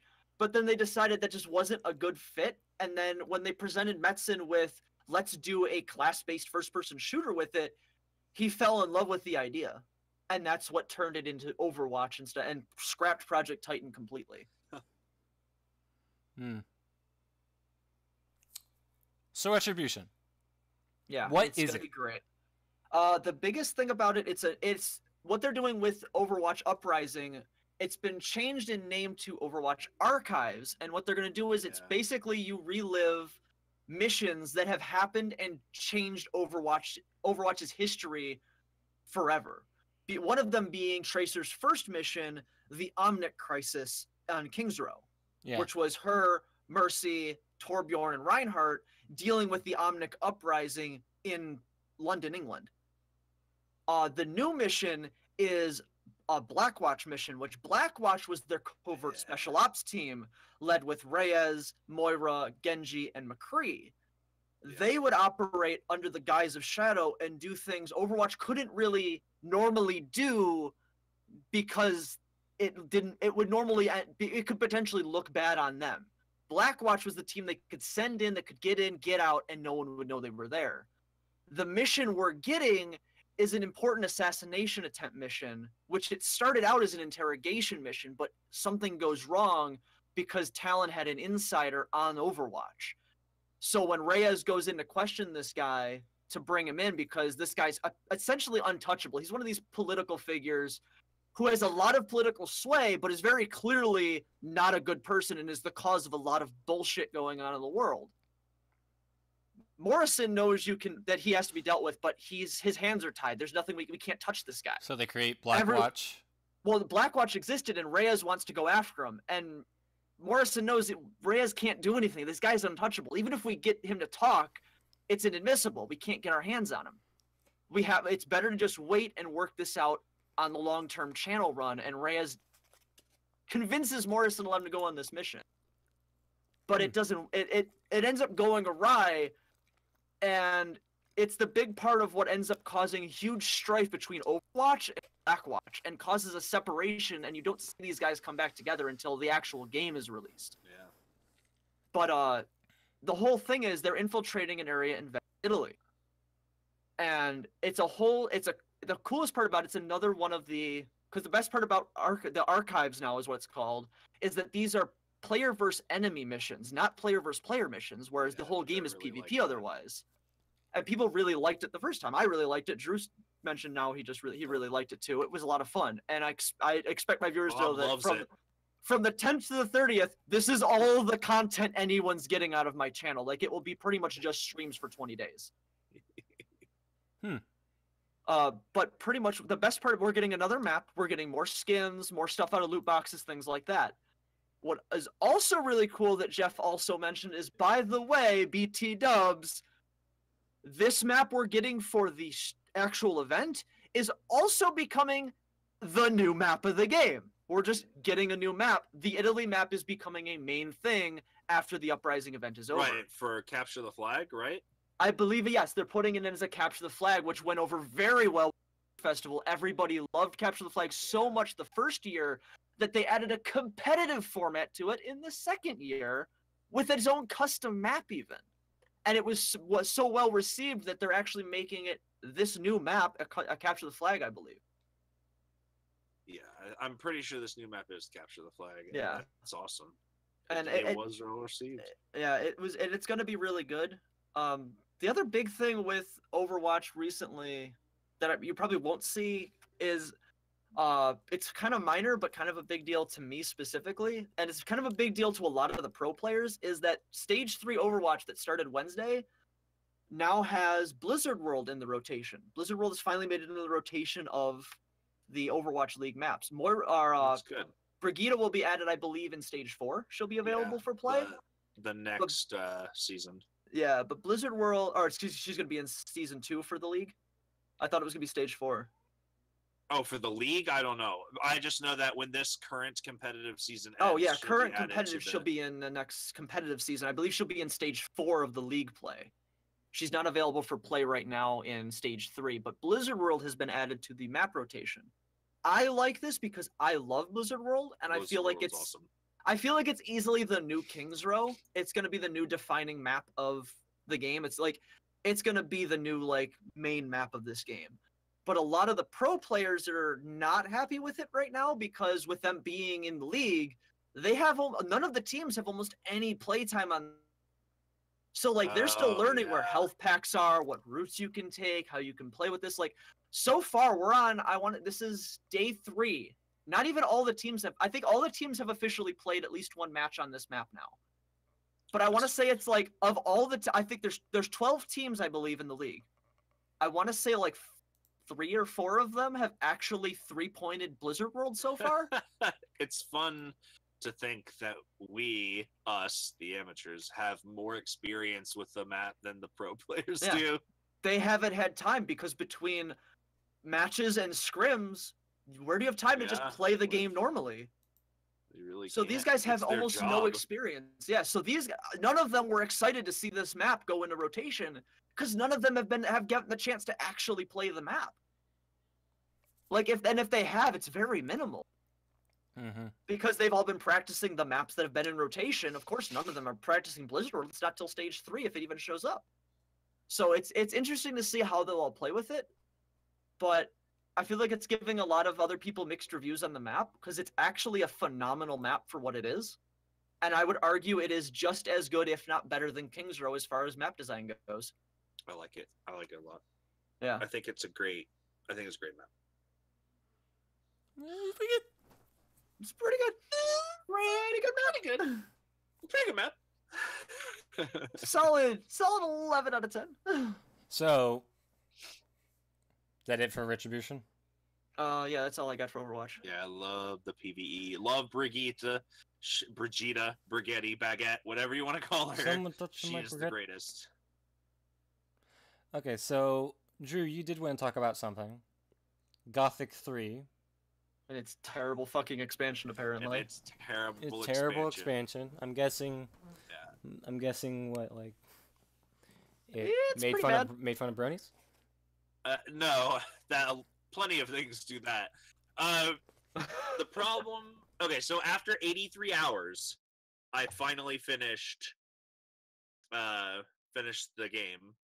So that's a thing. 83 hours. So long game, great game, Oblivion, Skyrim level good. But it has an expansion pack, which is like 22 extra hours of gameplay, and I started it. The voice acting of the main character is different than from the last game, which in between this, there has been a paradigm shift. Piranha Bytes got mad at Joe Wood because Joe Wood wanted to rush the game's completion, and they didn't get to do and finish everything they wanted to do and finish. So because of that, they got mad and they left. They stopped using Joe Wood as their primary publisher, which I don't know if that made Arcadia suffer. I mean, the fact that nobody knows or plays that game is probably an indication that it did make it suffer, and that I had never heard of it, even though I have heard of these other games, like Gothic 2 and 3. So it probably hurt them a little bit, but Joe Wood hired on another company and said, "Hey, we have the framework. Here's what we want you to do, make this game." And they were like, "Okay." And they tried. So now this has happened before. This mirrors the exact same situation that happened to Black Isle. So I don't, for those of you who don't know, Black Isle is my favorite company, and they're still around too. So what happened to Black Isle was Fallout 2 was a huge success, and they wanted to make Fallout 3, which would have been this what it was a special project, and they called it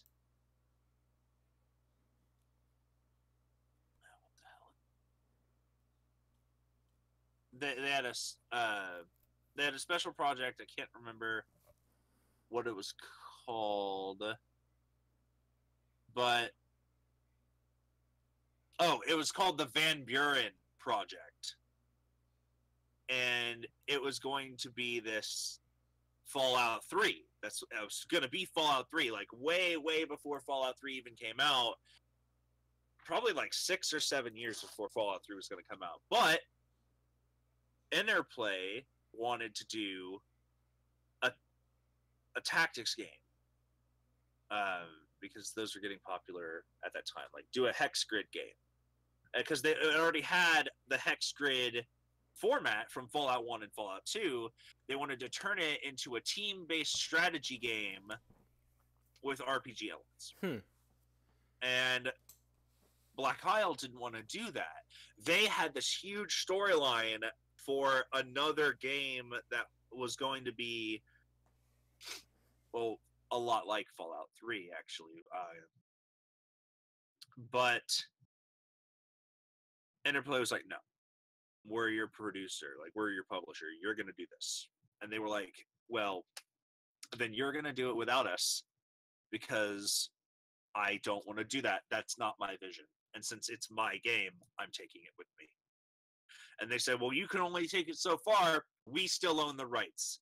So Interplay produced, they hired a company called 14 Degrees East.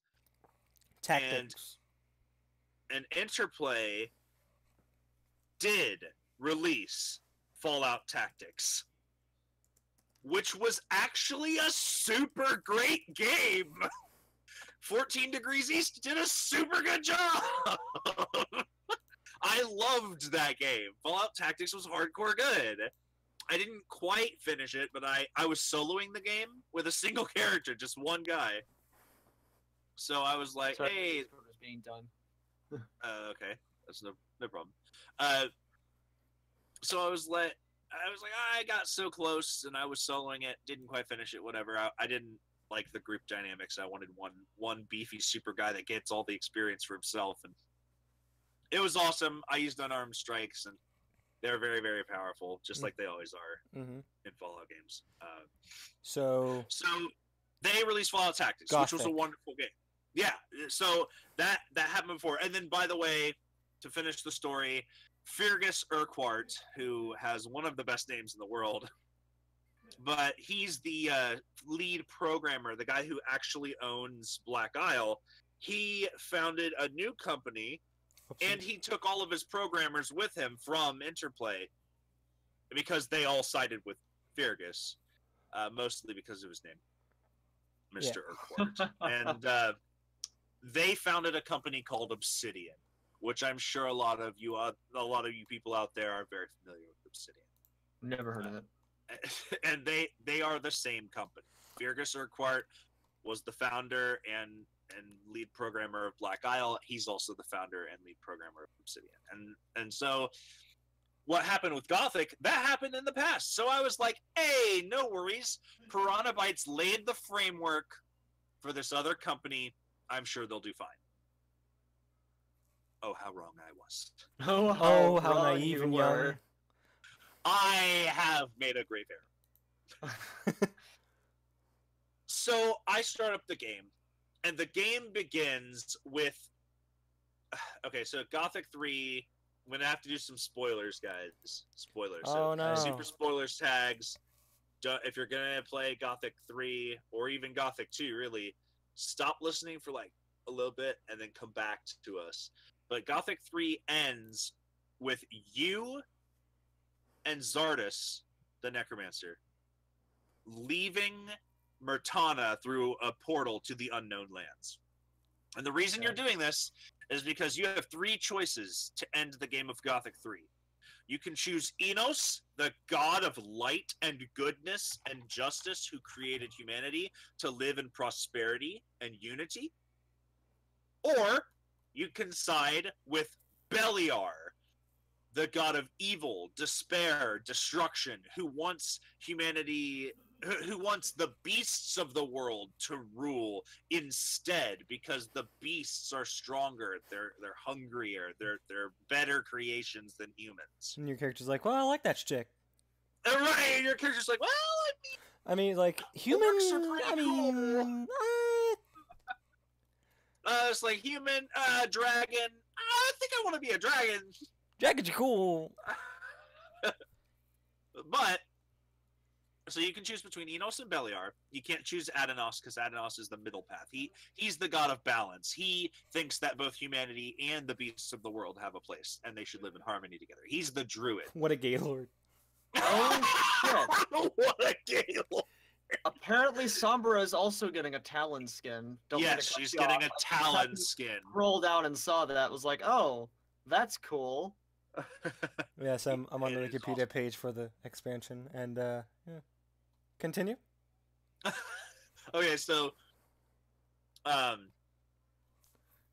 you can't choose Adanos, but you can choose to destroy the artifacts and choose neither god and remove all semblance of divinity from the world.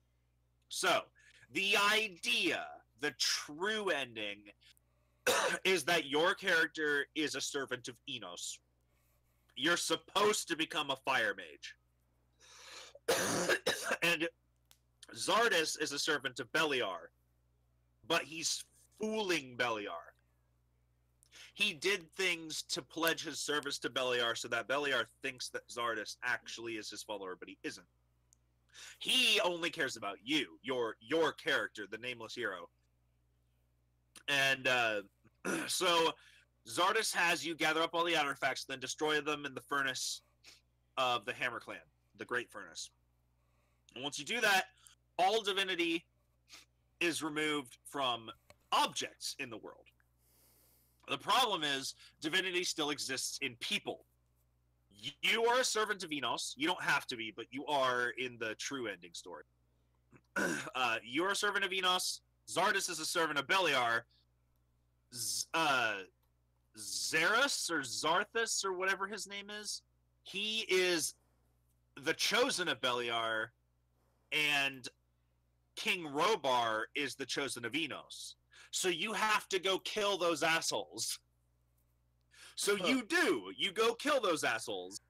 And once they're slain, the only two people left that have an influence of the divine in them at all is you and Zardes. So you go through the portal to the unknown lands and peacefully leave, letting all of Myrtana sort out their lives without the aid of magic, because gods are fucked up and it's not our war, and we don't deserve to be treated like pawns just because the gods are fighting each other. So you decide to rid the whole world of the gods' influence and say, hey gods, fuck you. We don't deserve your bullshit. And that's the true ending. And they're like, oh, he swore. So that's super cool. Like, you do that and you're like, yes, I'm the most powerful being in the world. Fuck you. Yeah, but in Bayonetta, you kill the sun. Yeah, you literally kill the sun. The sun dies. Die, son. We're not joking. Yeah, I'm not making a She joke. fucks up the sun, man. Still, though, I mean, Bayonetta isn't in Gothic. Or is she?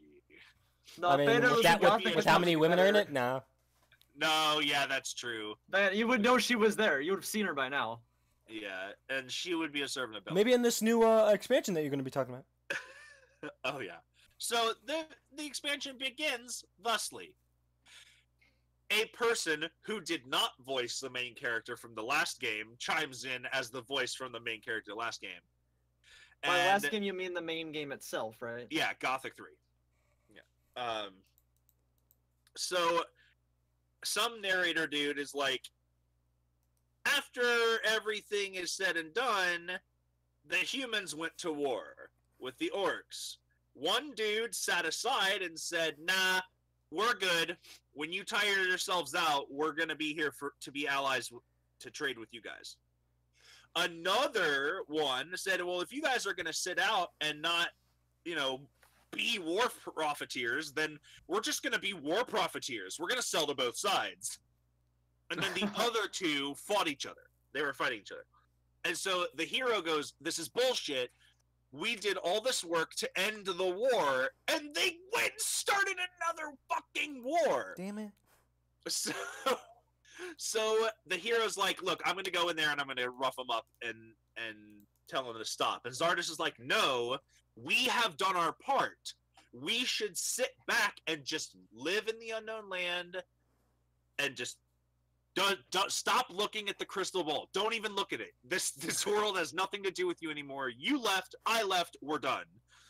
And your character was like, no, Zardes, fuck you, I'm going back. And Zardes was like, no, the fuck you aren't. So you fight with Zardes. And of course, the main character, your character wins, and it's like, damn it. So you go back to the world, but Zardes fucked you up so hard that you pass out. And then they find you, they nurse you back to health. And I ended the game on level 70, by the way. You start on level 10. And you can't allocate your points. They're just automatically allocated into strength. So if you wanted to be a wizard, no, too bad.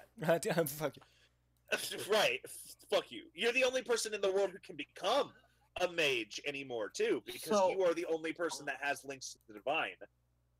So wait a minute. So from my understanding, so you play through Gothic 3, then there's an expansion to the game that is a different game? Yeah. Yes, that is exactly right. In Gothic 2, it was called Knight of the Raven, and you got to go with your character who kept all of his levels and equipment over into the expansion, and like you were able to go be a servant of Adanos and learn all the balance magic. But like every other game with expansion content, you just Right. keep going with the character you're already playing in the same game. Like, But if the this one, expansion no. is like an expansion of the regular game. yeah, this one, nope, it's Gothic 3.5. It's just another game. Yeah, it's just another game. And so the main character isn't voiced by the same guy, except when any voice lines from the previous game would come up. What? And is it What half-assed piece is it of like shit is this? is it a stark contrast? It is the audio from from Gothic 3 pasted into the exact spot you would hear it from Gothic 3. What and it is kind a of... huge stark contrast. Who okayed this half-assed piece How is of the shit? wait, what's the voice in Gothic 3? Super. What's it the, is super half-assed. What? like what is the voice in Gothic 3? Like, is it deep or is it? It's a baritone. Yeah, it's a deep baritone. And this guy is more of a passing tenor. Yeah, he and he's all super passionate too. He's like, "Hey man, I'm back and I'm gonna set things right." And they're like, Why do you sound weird? "Who are you?" Have you gone through It's like, reverse what do you puberty? mean, who am I? I'm this hero guy, and I've come back to set everything right. You're at war, and I fixed everything, and you're fucking it up, and I'm really angry. It's like, okay, so Gothic 3 version of the hero, he is a level-headed, not liberal, not conservative. He's a humanitarian. He does what he can to further the ends of what will benefit humanity in the long run. So he destroys the artifacts. He leaves because, he wants humanity to be rid of the gods, because the gods are the ones causing all the problems. And he's a very level-headed, balanced person. Sometimes he'll do evil to achieve that, and most of the time, he'll do good, because that's what you're supposed to do in this game. The hero is supposed to actually be a hero, even though you can choose evil. You still, in the end, He's an evil hero. yeah, he's an anti-hero. He's still, in the end, you do what you're supposed to do to make sure everybody's okay. In Gothic 3.5, this horrible expansion, he is the most uppity, hippie, liberal bullshit character I've ever heard in my life. He is so in your face about changing the world, it annoys me. Listen, and I'm a dude, slobberingly liberal. I want to change the world. Let me change the world. I am a good guy. I like how you're referencing those stupid fucking clap tweets I've seen. The clap tweets, I hate If them. my name is... If you fucking throw clapping hands in between every fucking word in your tweet, I've already stopped reading your tweet and you've lost all credibility as a human being. I hate it. If my name is Nameless Hero, then guess the fuck what? So the point, can you hear? How quickly can you hear me reloading my gun and taking a new aimed shot? Right? And he talks to this guy. He's like, "So you're a thief. Have you ever tried using your powers for good to benefit all of Murtana?" And he was like, I look after myself because we're at a war." And he's like, "Well, then I look what at are you myself doing because for fuck you." And then the expansion is like, my name is Nameless Hero, which means I have no name, which means I could do whatever the fuck I want.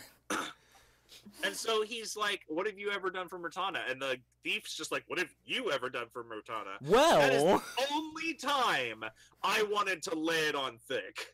I wish I could have been like, the reason you're standing here is what I've done for Murtana. Pardon me.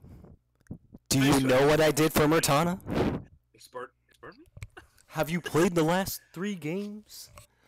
Yeah. The last 3 what? Nothing. No. So, all of the dialogue is really bad, and whenever you want to level up a skill, like when he says, "Teach me something about being a blacksmith," it's in the other guy's voice acting. But oh my god. Whenever he's talking to any other character, it's this new guy. Oh that drives me insane. So I'm like, okay, this is fine. I was looking around, seeing what they changed. They made it. They made the combat system better, so that you can't just swing your sword infinitely until the other character dies. If they block you, it actually stops your swing and you have to reset and swing again manually, which is good. That needed to happen. No, I want to be able to mash my buttons like it's goddamn Dynasty Warriors. Which is what you can do in Gothic 3. And you can just wade through everybody. But not in the shitty expansion. No, not in the shitty expansion. They also made it so that some of the things that you get cost less learning points, and some of the things that you learn cost more learning points, instead of everything costing 5. In Gothic 3 and in Gothic 2, every single skill costs 5 learning points, no matter what.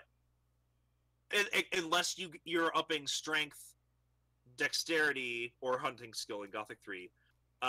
HP, endurance, or mana. Those you can put +1s in if you want to for some reason. But everything else is in groups of 5. Well, these guys made it so that some things cost 10. It's like, so you get 10 learning points per level. So this one skill costs me my whole level instead of where I used to be able to get 2 skills. That's dumb. They also changed the damage of all the weapons. And they changed the way armor worked, which is okay, I guess.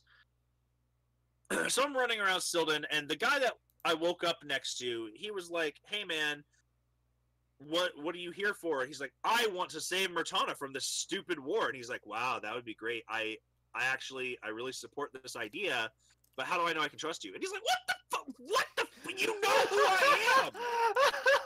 How? What do you mean? How do you know you can trust me?" Well, I don't remember your name. And he's like, "Well, yeah, I know you're you, and I really thank you for what you've done, but I don't know if I can trust you." I don't know if I can trust. And the guy's like, "Fine. What do I need to do to get your stupid your trust?" voice sounds different, so how am I supposed to? Yeah. The continuity is not there. That is. What I never heard your name. What? Who are you? Nameless. My first name's Nameless. Second name. My last name's Hero. No, my name is Nameless Hero. What? You can trust me. But he's like, I will trust you if you get 5 letters of recommendation from the citizens of the town. I'm like, all right, whatever. So I go out and I start doing the quests. He watched my dog. He got a letter of recommendation. Well, one of the quests is beating the shit out of some dude because he slept with the innkeeper's wife. Thanks for beating me up, dude. Here's a letter of recommendation. Well, no, it's I know.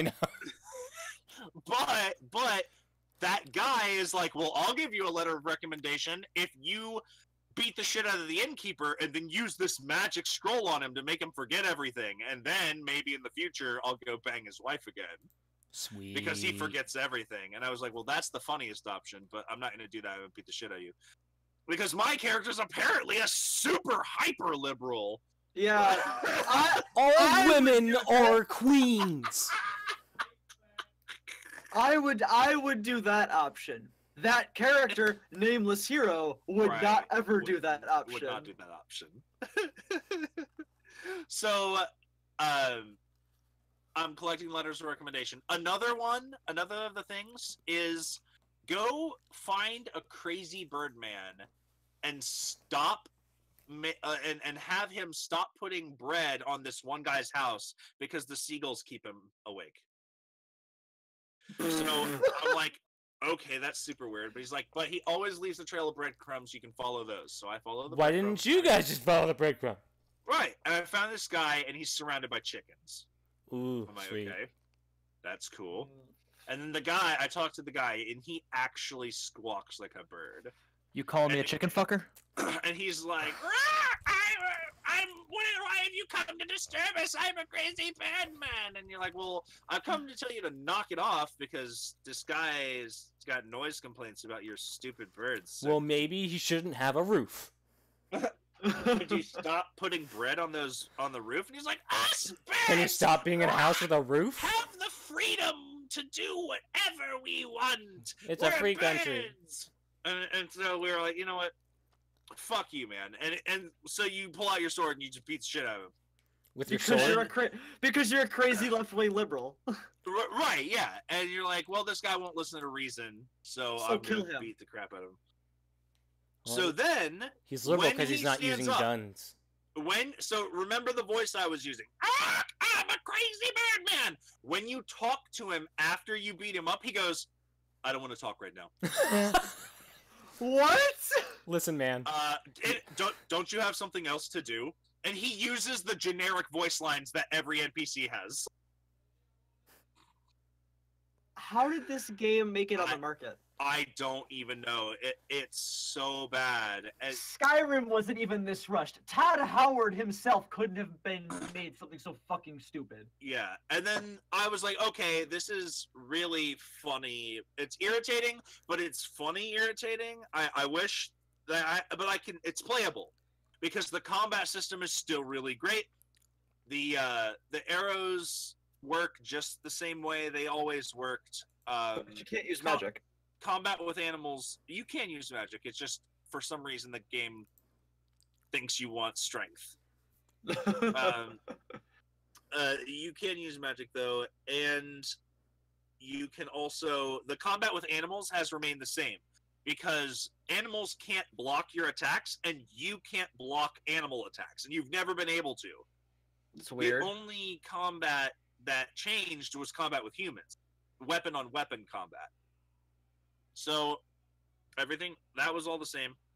I still have to find a hunter, and then I was like, okay, I'm killing wolves. I need to go find a hunter that will train me how to skin animals and take animal trophies because that's one of the best, fastest ways to earn gold in the beginning of the game. So I got to go do that. Well, where am I? I'm in Sildon, the city of hunters. Oh, well, this should be easy then. Dude, sorry, I don't know how to skin an animal. I don't know why the fuck would you think I would know how to skin an animal? I walked throughout the entire village. There is not a hunter that will teach you how to do that. So I was like, okay, that's okay. No, that's I not will- okay. You're right. That's not okay. But there were cottages out in the plains.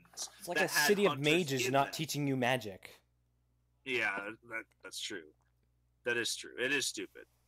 But I went out to those huts because they had a hunting cottage, and I was like, "Oh, I'm gonna go out there, and I'll find them there." Now they are out there, but instead of hunters, rangers and a druid have taken place.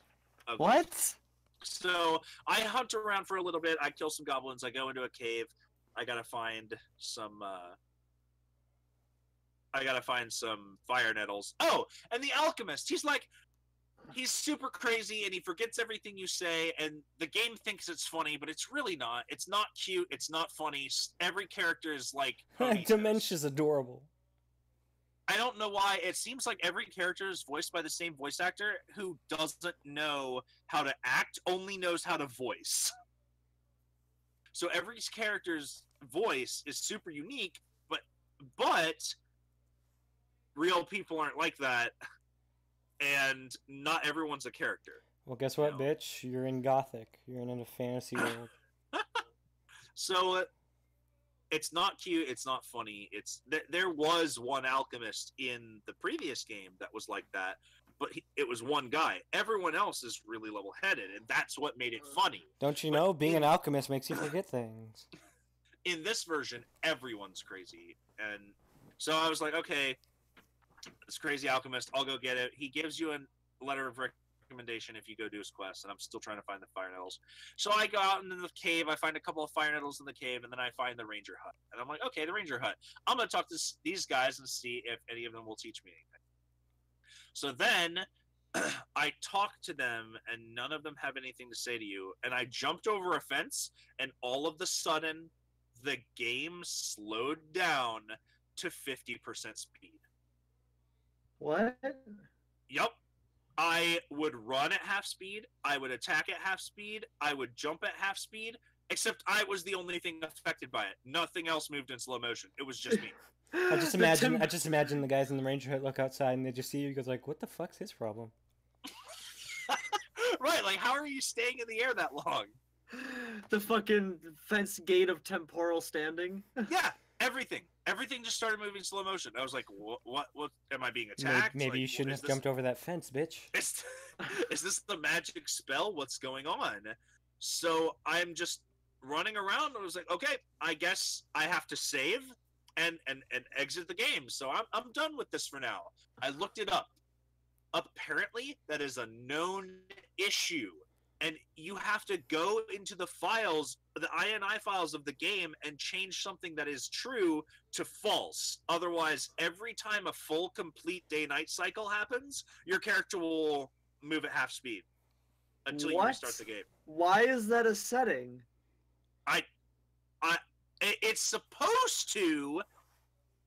The setting is supposed to create a smooth transition between day and night with fading light and growing light as the sun passes. So now with it turned off, it just goes, it's night. Well, with it turned off, it doesn't do the shading correctly anymore. It just has phases where the light just changes immediately. Yeah, like real life. Instead of a gradient change, it's an instant change. But apparently that setting also made it so that you move at half speed every time a day goes by. So I was like, you know what? Nope, I'm done with this game. I cannot handle this much at one time. But it could have gotten so much better. So I was like, this is the worst slipshod, bandaged together expansion pack that I've ever seen. It's extremely disappointing considering how monumentally good, like better than the Elder Scrolls Oblivion good. Like that, and that's a huge thing to say. Except for the fact that there's only 9 women total in the entire game. Right, you know, that is isn't really a problem. Isn't a problem for like weird liberal equality reasons? It's more so just world building reasons. Right. How do these people fucking reproduce? With the same 8 women. I don't know what the fuck's your problem. I found a harem of 5 women, 2 slave women that were dancers, another NPC who is part of a quest that was a dancer. So that's 8 dancers. I also found 4 female rebels and 1 female clansman in Nordmar. So that's 13 women in the entire game. I mean, haven't you noticed that like some of the children have like clubbed foot? It's because it's inbreeding, my man. They only have so much women. You're right. They only have so many women, and there are no children in the whole game. I wonder why. Man. Yeah. Makes me think. Yeah, at that point, like I said, it's not equality things. It's just world building. So, have you tried out Arcania then? I have not tried out Arcania yet. Arcania is Piranha Bytes' game that they released, not published It's not. by. I don't. No, it is published by Joe Wood. Yes, but it's not developed by Piranha Bytes. It's Spellbound. Oh, it is Spellbound. Yeah, it's Spellbound in Black Forest. But it's still so Arcania is in the Gothic series. It's not actually called Arcania. It's called Arcania Gothic 4. Right, Arcania Gothic 4. I don't know. After that expansion, is it worth it? Part of the Gothic series developed by Spellbound, which were not the people that did Gothic 3. What was Forsaken Gods? Yeah, the Forsaken Gods Enhanced Edition. And this one was enhanced. Good God. Yeah. Yeah, an enhanced piece of shit. Yeah. It was designed, the developer, it was Trine Games and Mad Vulture Games. So Trine Games was the original developer, and then the improvements and content adder were the Mad Vulture. And nobody knows who those are, and everybody hates this game. Metacritic, 44 out of 100. 6.4 out of 10, 7.1 out of 10. Apparently PCGames.de and GameStar.de are unreliable. I mean, they're German. They're German. Yeah, so Yeah, that they're explains German everything. It's a And bias. Joe Wood is a German game. It's a Or bias. Joe Wood is a German developer. It's a bias. Fake news. Yep. Well, I mean, it's English, Romanian, and English is 44, 3.5, 3, and 3.7. Out of 10. Yeah, and the 44 is out of 100. Yeah, Jeez. that's how bad it is, because it's terrible. IGN gave it a 3.5 out of 10. Holy shit. Yeah, like IGN. let's look back at like. I'm gonna go ahead and look at the Steam reviews. Oh, I'm sure they're fucking choice. I need to read some. As for you, Choice. Drew, did you hear about a game called Elex? I have not. It is Gothic 3 made. Forsaken Gods Enhanced Edition. It is right? developed by Piranha Yes. Bytes. Really? Yes. Ooh. ELEX. is Look it up. good. It's like sci-fi and fantasy. I Give me some love reviews. Piranha Bytes. There we got awful gameplay, terrible storyline, unconvincing NPCs. This game has it all.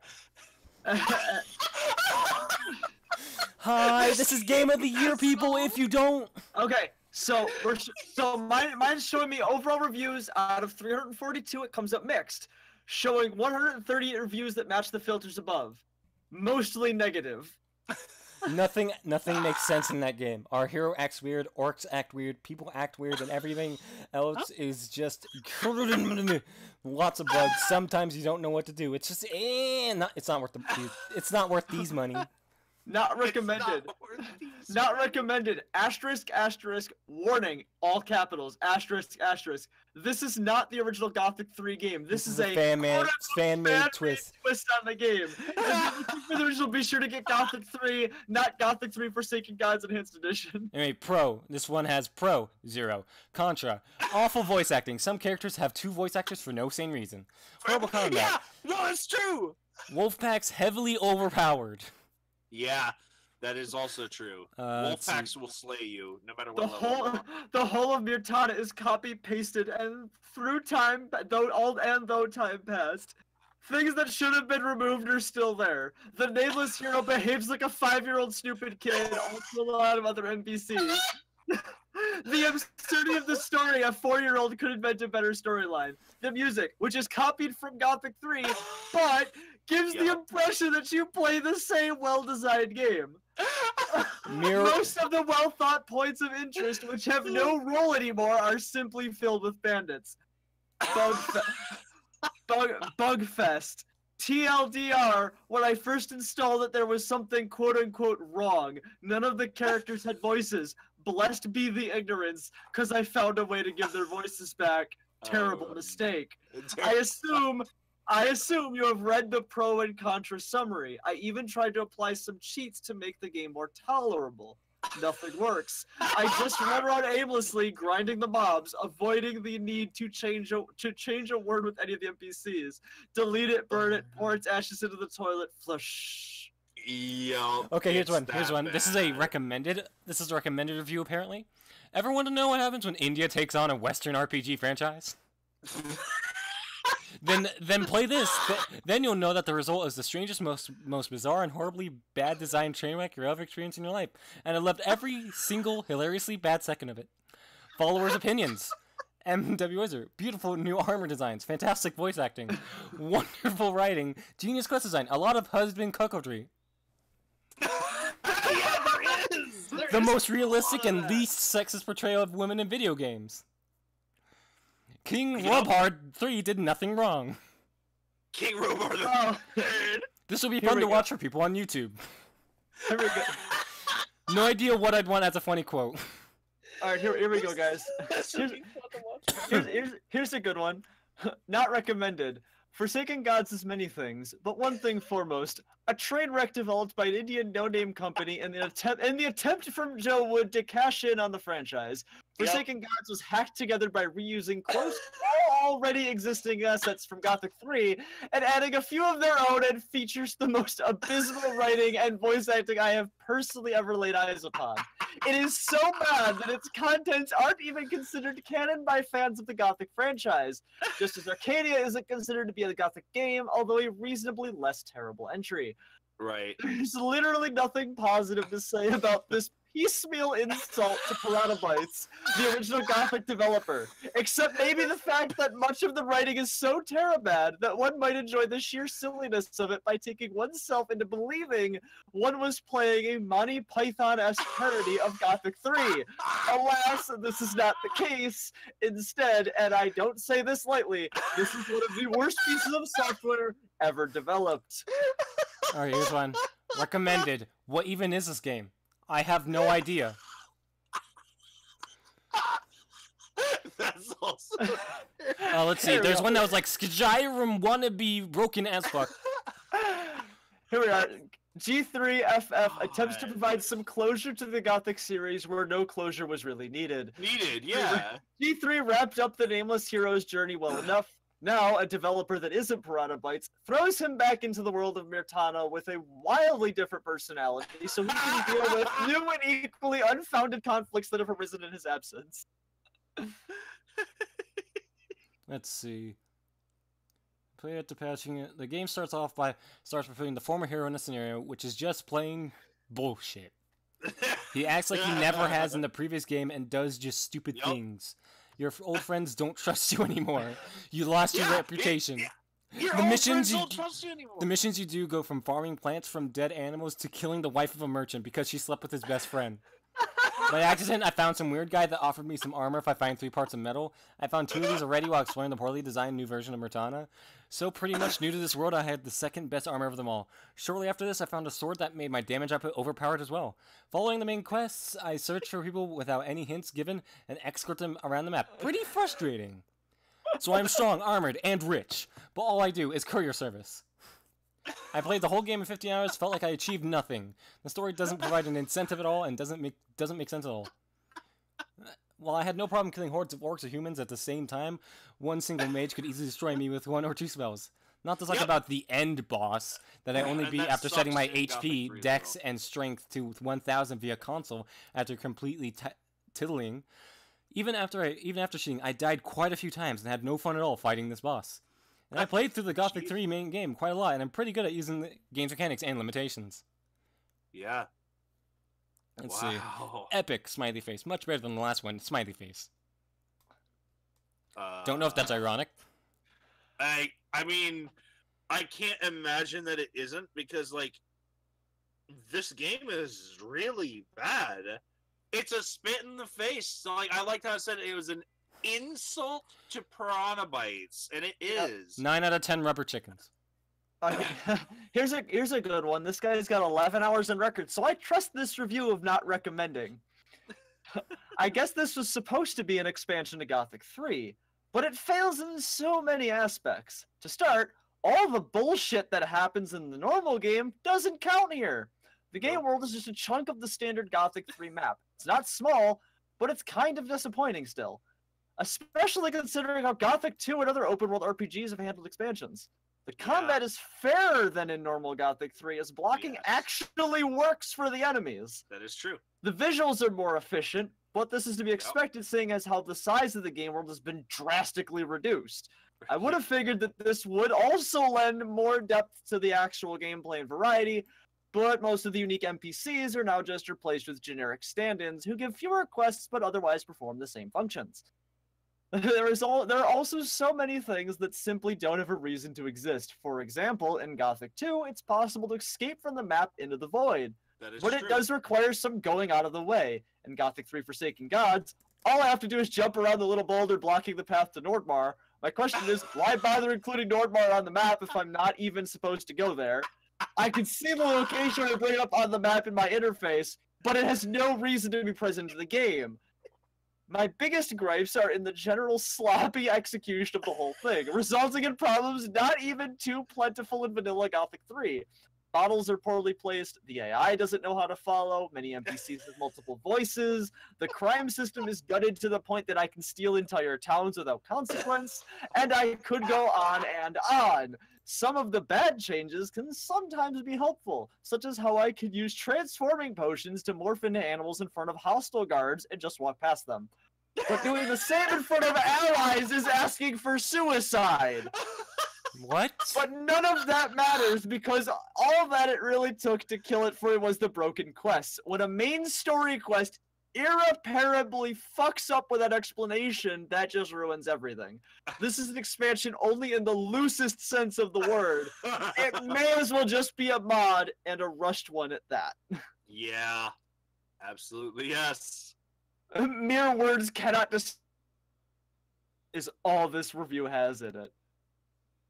It's I want to so find bad. another really. I like It reading is so these. These are disappointing because Gothic 3, like, I encourage everyone that's listening to play Gothic 2 and Gothic 3. I've never played Gothic 1. I tried to go back, but Gothic 2 was such a great improvement that I couldn't go back to the way Gothic 1 was. Let's look on the discussions. And so Gothic 2 and Gothic 3 are absolutely incredible games, and Gothic 3 is better than Gothic 2, even though, I mean, like I said, Votris was black and then he became white. I think the NPCs are better in Gothic 2. They're not bad in Gothic 3, but they're better in Gothic 2, and the story is better and more elaborate than in Gothic 3, because in Gothic 2 you're trying to you are having a war against something that nobody in the world believes exists. You're trying to fight against dragons and people don't think dragons exist. The world is round. No, the world is flat. Shut up. Exactly. So you do end up fighting the dragons, but a lot of people, it's hard to get them to help you when you're just running around screaming, "The dragons are coming!" Shut up, Don Quixote! Yeah, exactly. So, Gothic 2, though, because you've got to get those people to trust you, and it's reasonable that they don't believe you. In Gothic 3, you sail back to Murtana, which has been taken over by orcs, and you have to actually liberate each city from the orcs, or quash the rebellion, depending on the path that you want to take. And that's super cool too. I like having choices. In Gothic 3, or in Gothic 2, you don't really have a choice, but in Gothic 3, you can. So have you looked into Elex? Yeah, I'm gonna have to check that out because Piranha Bytes is amazing. Yeah. And Elex is on Steam too. Can I do one more review before I go to bed? Yeah, sure. Yes. Okay, so again, not recommended. This person is 78.5 hours on record. Wow. Poor What? bastard. Yeah, I don't know what the fuck is wrong with this person. But they write, despite all the negative reviews about this godforsaken game, being an avid fanboy of the series, I decided, let's go play this game. The reason was simple. I had to know what events followed when Gothic 3 ended. A lesson learned in humility. So many people simply cannot be wrong. The negative reviews hold true. This game was a major pain to play. For starters, the whole world of Murtada is pretty much the same, minus the Verant and the Nord regions. Yep. There aren't any new opponents except for the Troglodyte. They should have made more new opponents. There's not much meat in the main story. You were stuck doing some really lame and senseless quests, just trying to get to meet the main characters who are Gorn, Thoris, and Lee. The end is not at all satisfying. It didn't feel as if I contributed anything to the story. I killed Thoris in Gothic 3, by the way. But he's back in the expansion. Because nothing you did in the first game matters. Yep, absolutely. Does he trust you? The voice... the voice acting is the worst. Simply horrible. Simply horrible. They introduced a new battle tactic. When encountering an opponent, if you double tap the direction key, your hero will perform a hop in that direction, which didn't help. It actually made things worse. I didn't even know that. There's no tutorial. This really feels like some unpolished attempt made by some wannabe game designers who simply made it because they had nothing else to do.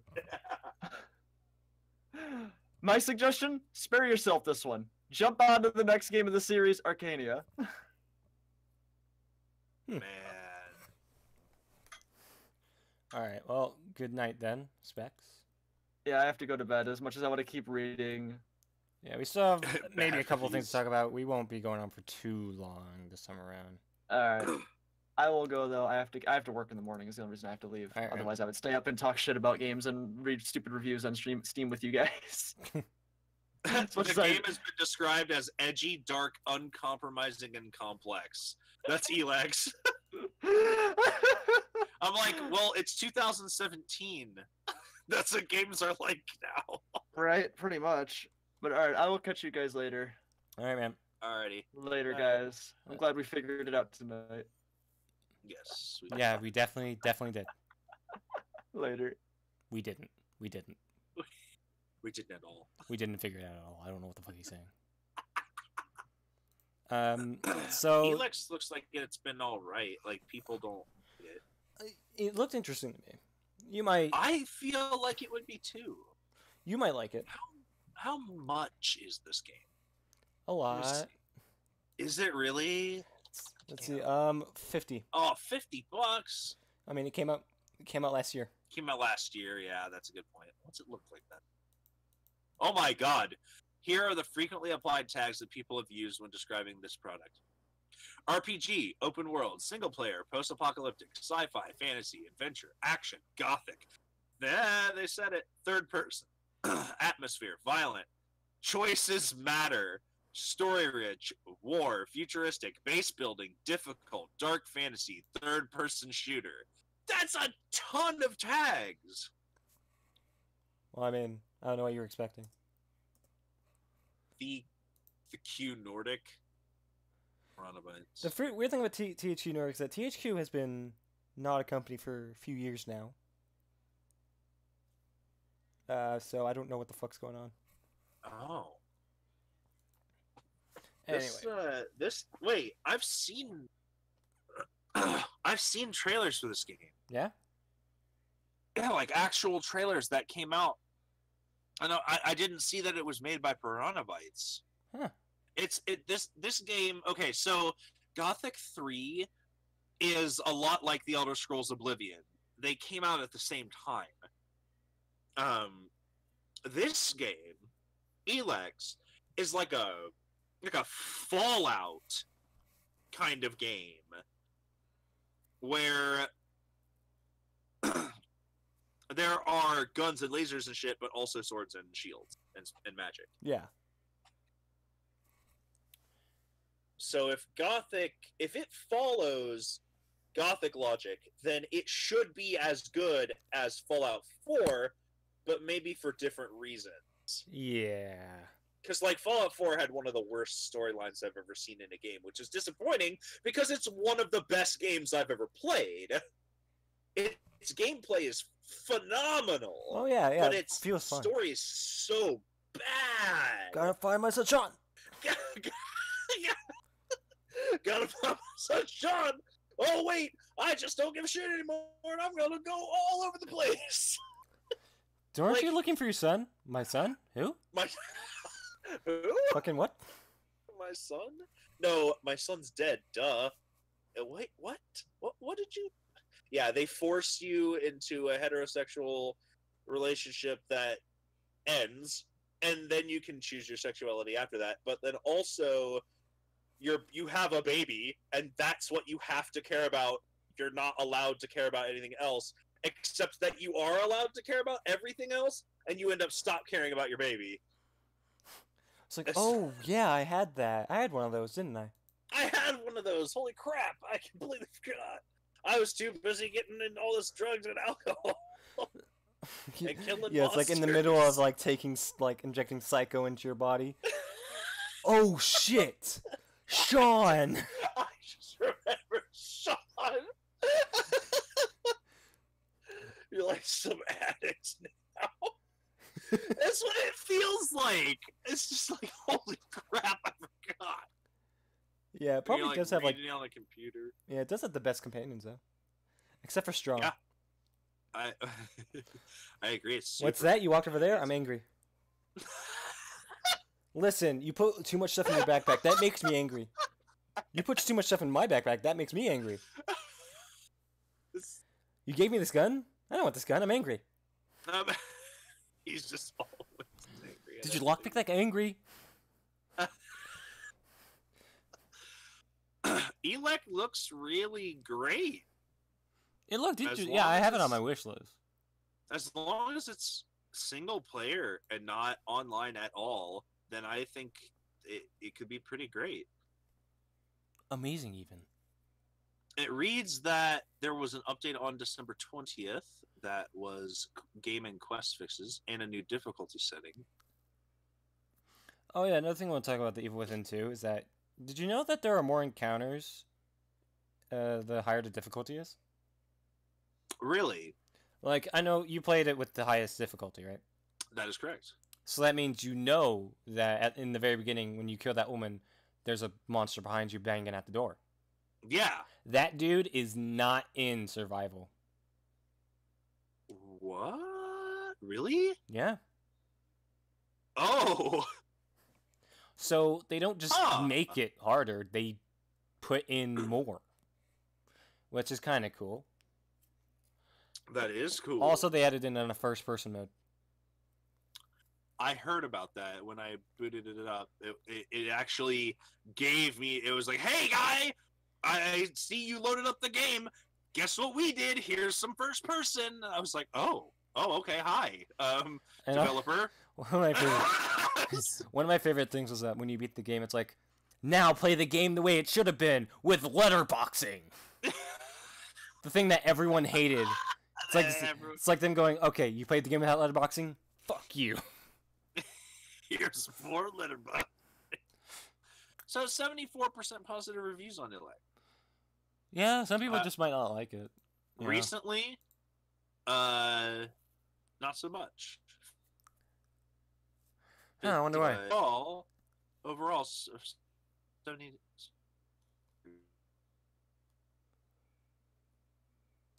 What? The Oh, okay.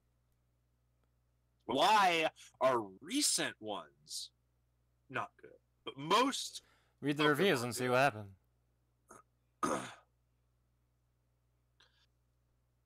recommend. Also, I don't know if you wanted to talk about Magic the Gathering or Higurashi. I will talk about Magic the Gathering. I will save Higurashi. I actually finished it. The first book in 5 books. I finished it. I do want to talk about that next time, though. But I will talk about Magic the Gathering. All right. So, Magic the Gathering is releasing a new set April 21st, 22nd. And it's the Return to Dominaria. Now, for those of you who play Magic the Gathering, you probably know that the original plane that Magic the Gathering took place on, and all of its expansions, all of them took place on, was Dominaria. the first Alpha, Beta, Revised, 4th edition, 5th edition, Arabian Nights, Urza Saga, Mercadian Masks, Invasion, Plane Shift, all of the sets up until like, Apocalypse, Prophecy, Torment, like all of the Magic the Gathering sets came from Dominaria until Mirrodin. What? I think that was the first time, because Karn, after the entire incident with the Weatherlight and Yawgmoth and using the legacy weapon to annihilate him, Karn left Dominaria using Urza's Spark, which suffused him as a power source. Mm-hmm. It was something else, which is really stupid that it was this thing, but it was this thing, and that's why Mirrodin's all fucked up now, because Urza's terrible. Urza is my favorite character in Magic the Gathering, but he is like the paramount of fuck-ups. Everything he does goes wrong somehow, and everyone is worse off for it. Great.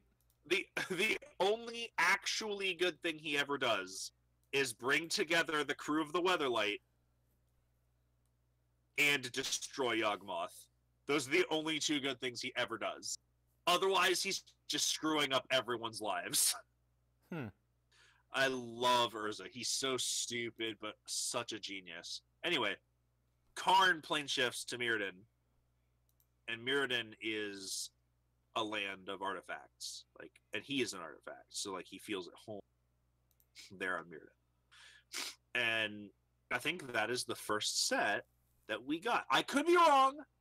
I think it's the first set we got from on a different plane, but every set from 8th edition and before that, the entire legacy format is on Dominaria. Yes, because Kamigawa comes after Mirrodin. But then they haven't been back to Dominaria since. Once they left for Mirrodin, they went to Kamigawa, they went to Ravnica, they went to Theros, they went to Ixalan, they went to Kaladesh, they went to New Phyrexia, which is actually Mirrodin again. They went back to Ravnica again. No, they've never been back to Dominaria. So now we're getting all of the cards that I used to play with when I was younger. All of the characters are having new cards. They're really, really, really playing off of 3 things: artifacts, legendary permanents, and sagas. And they're called historic permanents. And a lot of cards interact with anything that is historic. But sagas are powerful enchantments that have an effect over the course of 3 turns. Always 3 turns. Unless a card effect says otherwise. Mm-hmm. But all of them, their standard format for the saga, the card, a saga. It's an enchantment that when you play it, you put a counter on it and something happens. Next turn, when you draw a card, you put another counter on it and something happens. And then 3rd turn, you put a counter on it, and then you sacrifice it, and then something happens. Mm-hmm. Artifacts are just a type of card that they've always had. And legendary permanents. So, like, all of the cards are a lot of the cards in the Dominaria release have the legendary thing. So what legendary does is it makes it so that you can only play one of those cards. You can have 4 of them in your deck, but you can only play 1 on the battlefield at a time because they're super powerful. Mm-hmm. There's also another format called Commander, which you choose a legendary permanent. You choose a legendary creature. Mm-hmm. Sometimes a planeswalker, but almost always a creature. Okay. And that card is a card that you can always play. And if it gets destroyed, exiled, or put back into your deck at all, you can put it back into the command zone and just pay more for it the next time you cast it. But you always have that card. And so I I'm not a huge fan of the Commander format because it's 100 card singleton, and I do not like singleton. But I do love the idea of a Commander, and my friend Zach, he just exclusively all he plays. He will not play Standard. He will not play Modern. He will not play Legacy or Vintage. He just all he wants to do is play Commander. All right. Yeah, he has like 50 some odd decks, and each deck contains like $120. So he spent over $6,000 on these cards. That's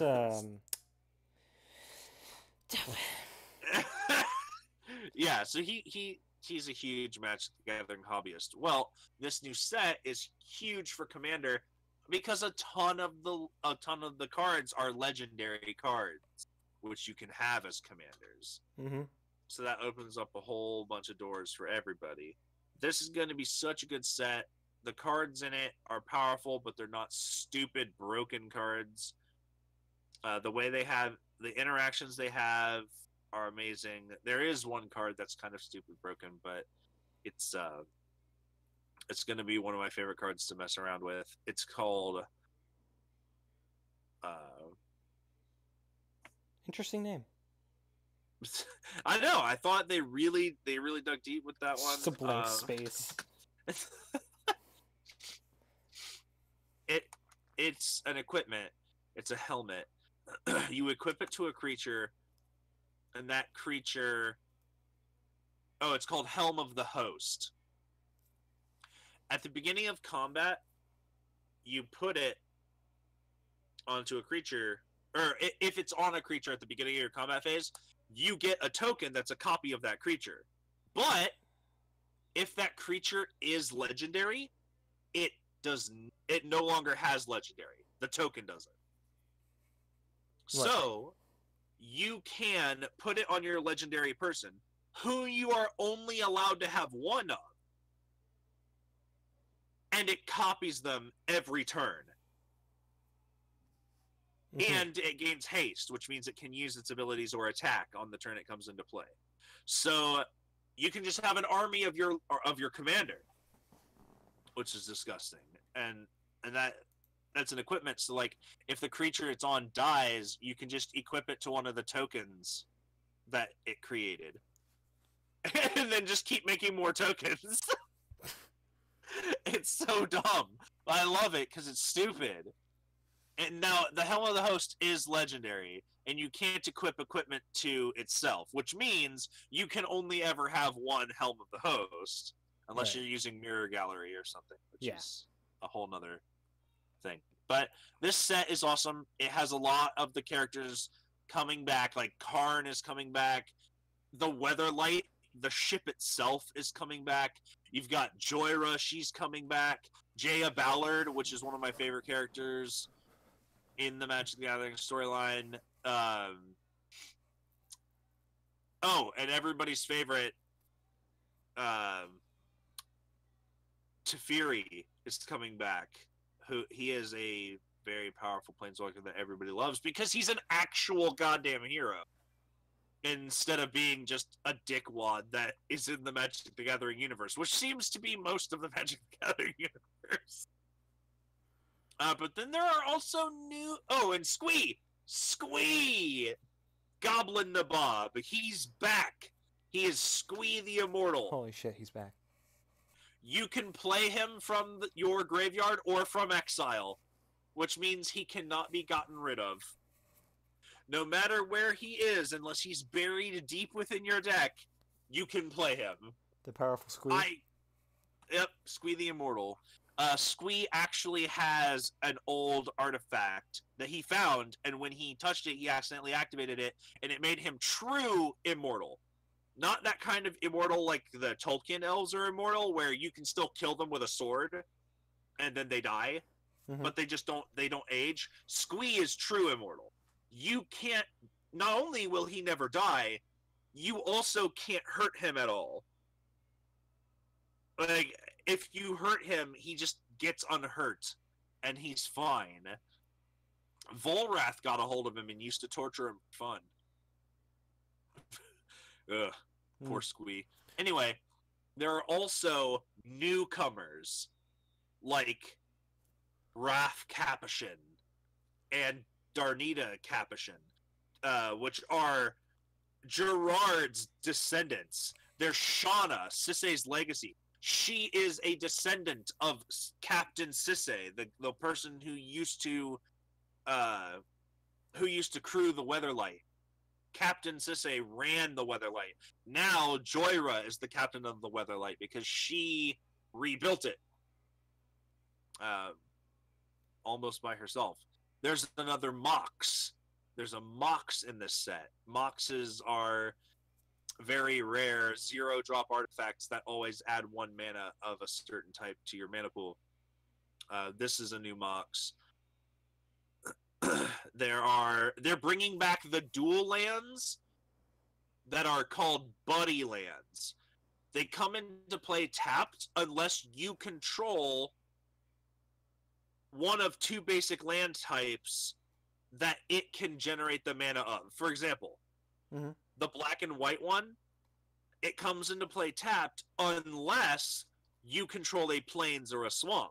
Plains generate white mana, swamps generate black mana. So if you have a land that will already generate one of those 2 types of mana, this land can generate either, but comes into play untapped if you can generate the color it can generate. So these are very expensive lands right now.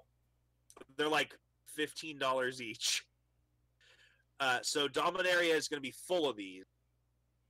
Cabal Coffers is now Cabal Stronghold, which is amazing. It does essentially the same thing, but it's more expensive. But at least this can tap for something on its own. So there are some powerful lands. These dual lands though are huge. They have only been printed in Innistrad. Ever. That's the only place you could ever get them. That's why they're so expensive. They've only come out of one set ever, but this set's reprinting them, so people are going to be happy to get their hands on those. It is going to be one of the best sets, not just that we've seen in a while, but one of the best sets ever released. I am very much looking forward to it. Ah. Is that it? Yes. All right, I guess we could talk about one more thing that's kind of been... I guess I've been seeing like little bits of recently. Channel Awesome. Apparently there's some problems going on at Channel Awesome. What? You know what Channel Awesome is, right? No. The guy with the glasses, basically like nostalgia critic. Oh, the guy with the glasses, yeah. Where it's like the whole group of people that like own that and okay. like Todd in the Shadows or Felon or Gotcha. Then I do know about that. I just didn't know it was called Channel Awesome. Recently there's been some controversy. There was some in like October of 2014 and in 2015. But I'm not sure that has anything to do with this. Basically, in that one, it had to do some like some producers leaving because of abuse or like abusing talent or hypocrisy or scamming. But recently, I'll just read what's on Wikipedia. In March 2018, several former producers alleged via a series of Twitter posts mismanagement and mistreatment by members of the company's upper management, including the Walker brothers and CEO Mike Michaud. The allegations include a history of sexist comments and verbal abuse by Michaud towards female producers, sale of producer-made artwork without financial compensation, mismanagement of content on the website, and a regular failure to properly communicate with producers or address grievances. Not done. Oh, Holly wow. Christine Brown, who served as head administrator and director of human resources, alleges that following a summary dismissal after surgery, her severance pay was withheld until she signed a contract prohibiting her from seeking employment at another production company for a period of 2 to 4 years. Brown further alleges that Chief Operating Officer Mike Ellis repeatedly threatened her following his dismissal from the company. Then producer Lindsay Ellis, during the production of the film To Boldly Flee, was repeatedly pressured into performing looping for a scene in which her character is raped off-screen. Due to Ellis's protest over the scene's content, Delgado rewrote it to her being assaulted. Ellis alleges that she was forced to perform the scene under intimidation. Producer Dan Olson alleges wrongful dismissal after he uploaded a video critical of the Gamergate controversy. Further complaints surrounded the alleged misallocation of $90,000 in funds compiled as part of an Indiegogo crowdfunding campaign. Soon afterwards, #ChangeChannel began trending on Twitter. In response to the complaints, several producers, including Louis Lovog, who's Lankara, Todd Nathanson, who's Todd in the Shadows, Mike Jevons, who's Mike J, have since left the company. In his departure video, Jevons Wow. expresses frustration with Channel Awesome management and claimed information was often withheld from the content creators. Todd in the Shadows responded to the criticisms on Twitter, claiming, "I have seen no lies." As of April 2nd, 2018, the grievances have been compiled and made public via a document published in Google Drive. Among them is an anonymous allegation of sexually predatory behavior, including grooming, by an unnamed producer for the website. The accuser, an 18-year-old Jane Doe, further alleges that after informing Channel Awesome management about the abuse, the producer was dismissed within a period of approximately a year. The official Channel Awesome Facebook and Twitter pages issued a response saying that they wanted what was best for the channel and are taking steps to improve their communications with producers. The statement was criticized by fans and former Channel Awesome producers as they felt the company was not apologizing or taking responsibility for their wrongdoings. Shortly after the statement, more producers, including Matthew Buck, Filmbrain, Chris Stuckman, Tony Goldmark, who's some jerk with a camera, Brian Haynes, The Last Angry Geek, Dominic Smith, The Dom, Kaluna, and Nash Bozard, announced their departure from the website, with some citing the website's poor response to the controversy as being part of the deciding factor to leave. The 10th anniversary video they were planning for the channel was canceled as a result of the controversy. The backlash led to a drop of over 25,000 subscribers within days after the document's release. That's it. Oh my god. That's crazy. I'm gonna have to look up this document. Channel Awesome is falling apart because I guess they're dicks. Let's see. I'm gonna have to look at this where is the document? Right? The Google Drive? Nobody uses Google Holy Drive anymore. cow. Alright, the whole text document is here, but there's also a summarized version. But we'll just look at the text document and see how it is. If it decides to load.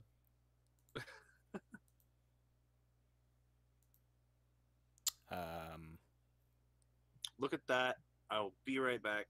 I have to go to the bathroom. Well, I'll be right back. Yeah. Second. Oh, okay. Not so awesome. Record of events while working for that guy with the glasses. Let's see. This is version 2.0, which was of April 7th, 2018. There are many different grievances that need to be shared, but the following points are what we feel are the most grievous and should be known by the public above all others. Wait, this might be the summarized version? Nope. That is not summarized. That's the summarized one. Alright. This is for record organization and to help clarify and inform. This is not about defamation or destruction, but about clearing the air and correcting misconceptions.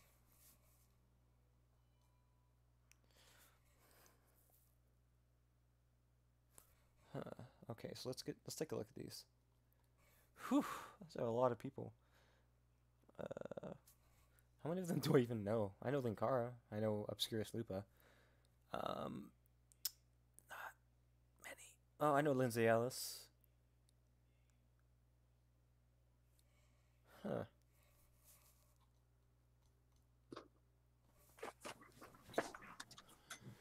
All right. What have you found? Let's just say that this is 74 pages. Whoa. The Holy crap. summarized version is 6. Oh, man. We'll get more into detail, but right now let's just read the summarized version. Yeah. All right. Mike Mitchell, current CEO of Channel Awesome, has a history. Here, I'll just fucking put this on the screen. Window capture.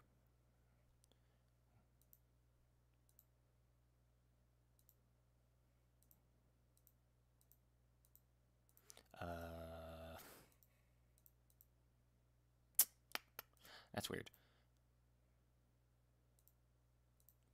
Remove window capture. Let's try display capture. Or not. Okay, then. Motherfucker. You still there?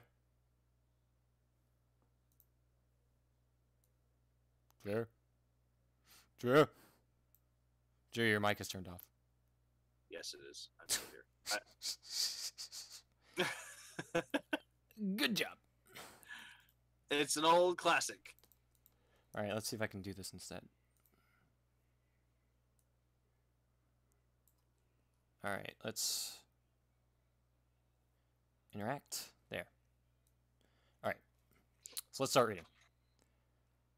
Mike Mitchell, current CEO of Channel Awesome, has a history of being unprofessional, aggressive, immature, difficult, and misogynistic.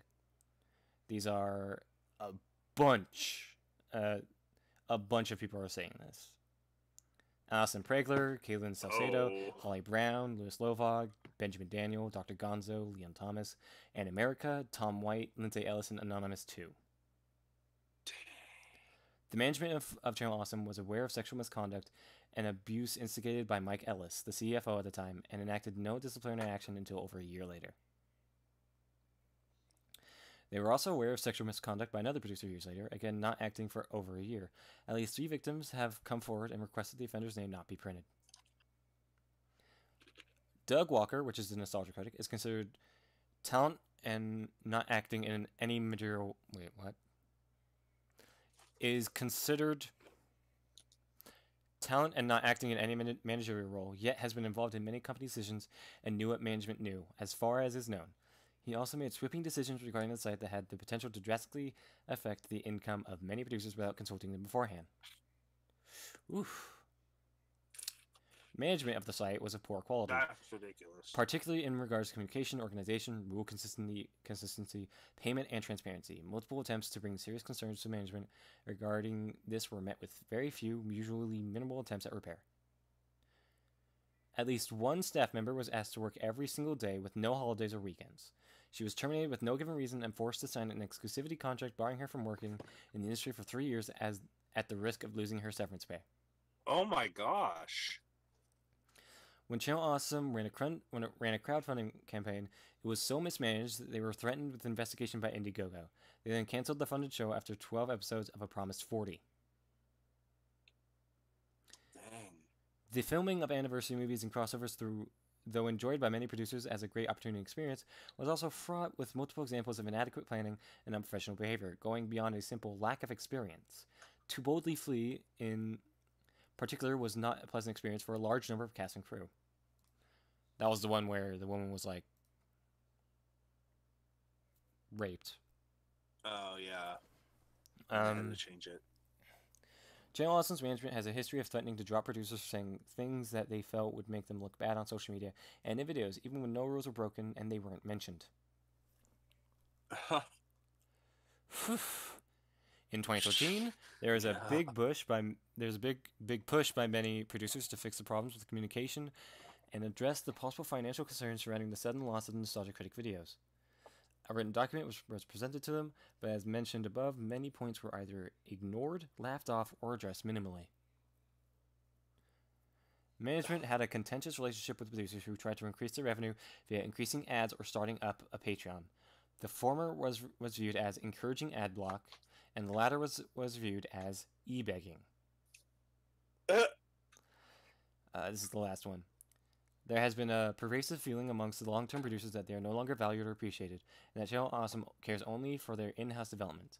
This has been exacerbated by Channel Awesome simply purging the site of any producer that asks to leave without announcement, where before there was heartfelt posts or even goodbye videos. I see. I wonder how far this, like, can I click on? No, I cannot click on that. Okay. So. That went on for so long. Oh, I'm not done. What? I'm now going to go to the more detailed, and I'll pick out what I see as important. Let's see. Let's look at this tweet. On 2 separate occasions, women were confronted angrily by either Mike Ellis or Mike Mitchell for being blamed for something a guy they knew did. One of those instances resulted in the producer leaving. See Lindsay Ellis section.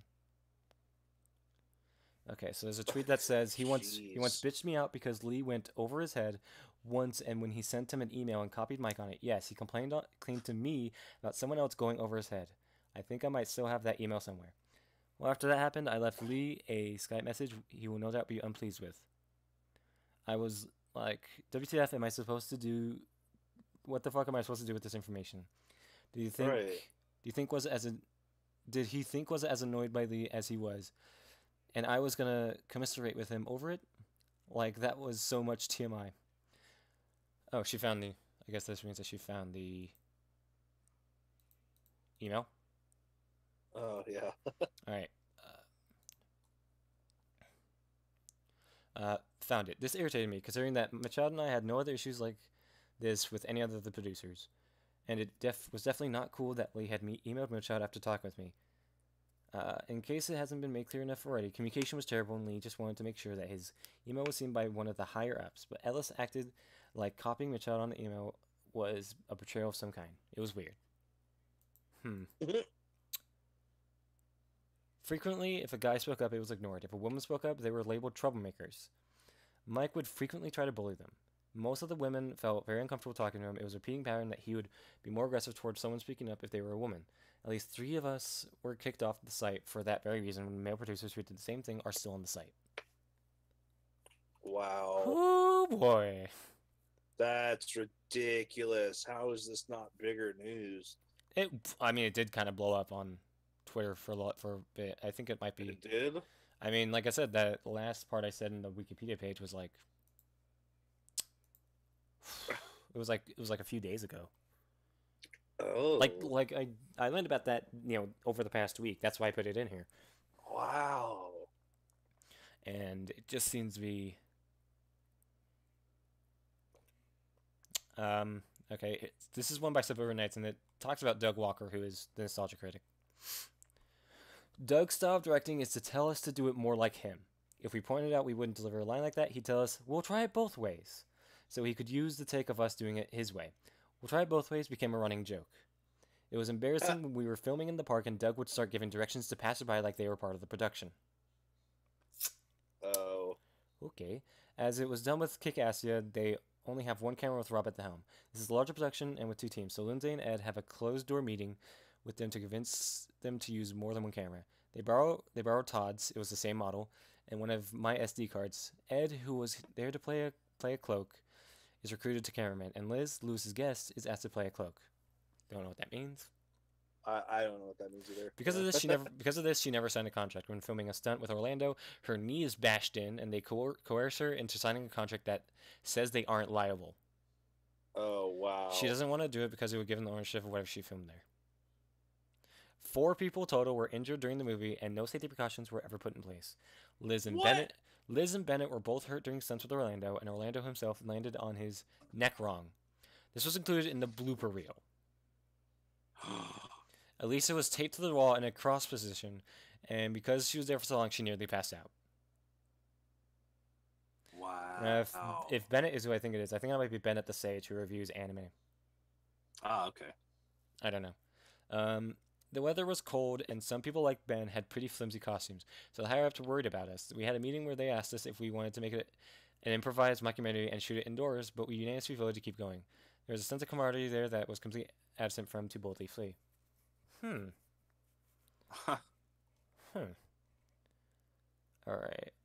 Then, now this is about To Boldly Flee. Scripts weren't given out until the 11th hour because Doug and Rob were fighting over it the whole time. We barely had time to read it, and most people didn't. Mm-hmm. Huh. This... we can talk about what's going on so far as I look through it.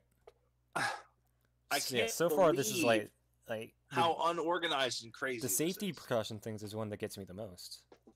Yeah, like you're supposed to have, and you need licensing to film in certain places and cities. Like if I wanted to film something in Dayton, Ohio, I would need. Why would you though? Yeah. But if I wanted to, I would have to actually apply for a license to film there. Otherwise, there would be liability issues. It doesn't even sound like they did that. And they coerced someone who bashed their knee in to write something after it happened. Right. Which is fucked, by the way. Yeah, it's like what if if something happened to me on set, I would expect compensation for it. Let's see. This is still Especially about if there were no briefly. safety precautions. Much of the dialogue including lines about the age of viewers ending and made it seem like we were retiring because Doug was, which really hurt all of our feelings. It seemed to be throwing us under the bus.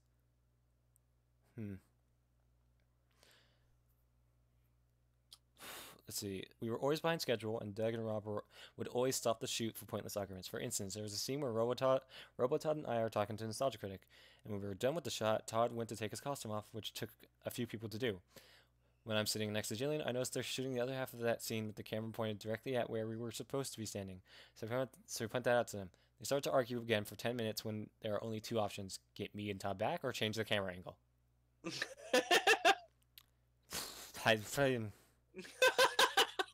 Whenever anything whenever anything happened like bad continuity, Rob would just say, "Oh well, plot hole."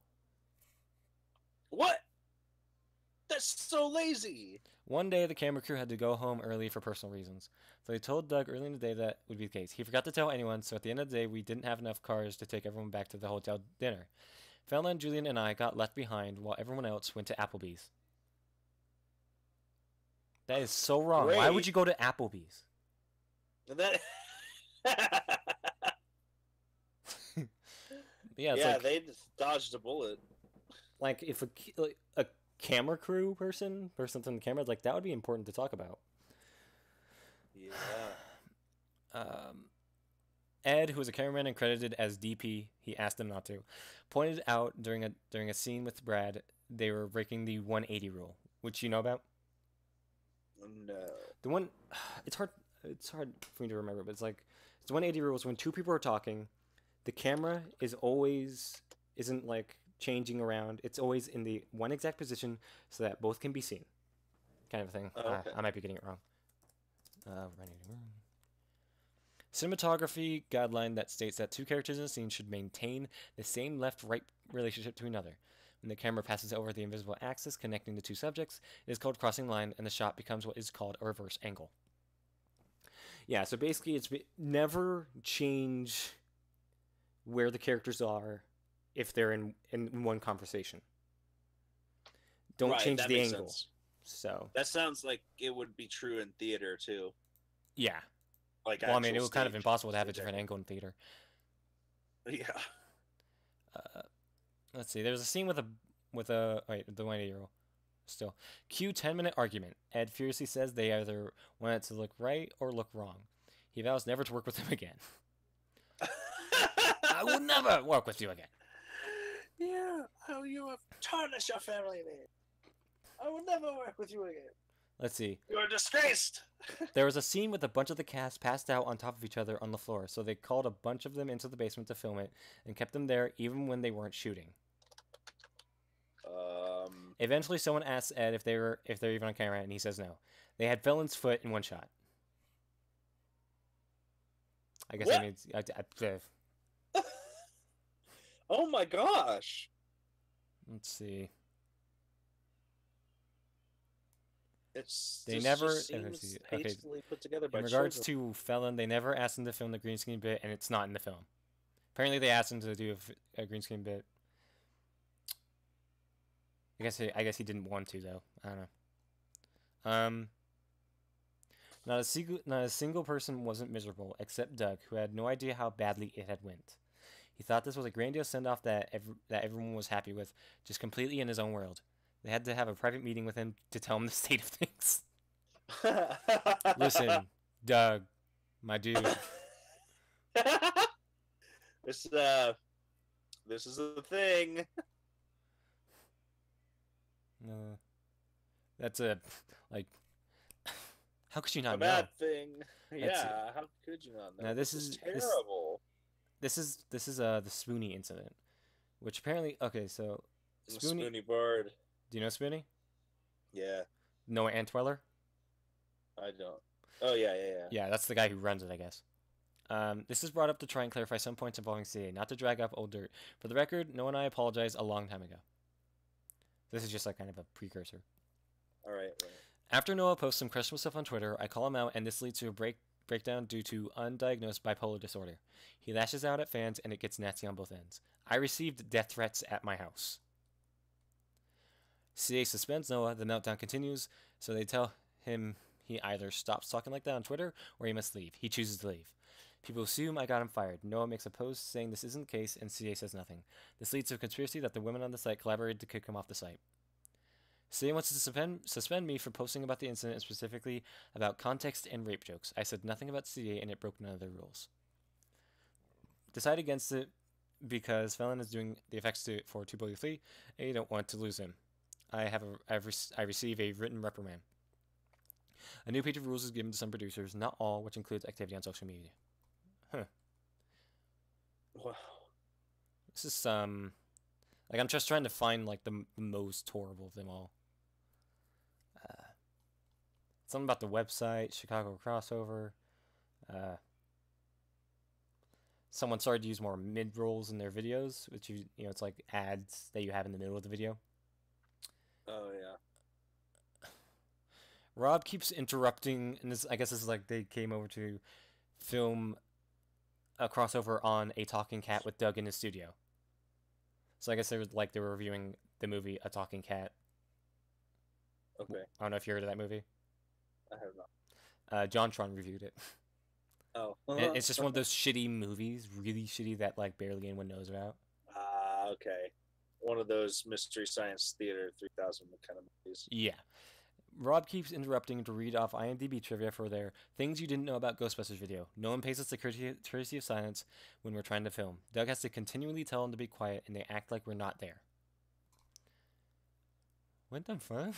Well, yeah, like what? Dude, what? Guys, look at this trivia. What? Dude, Doug, shut up!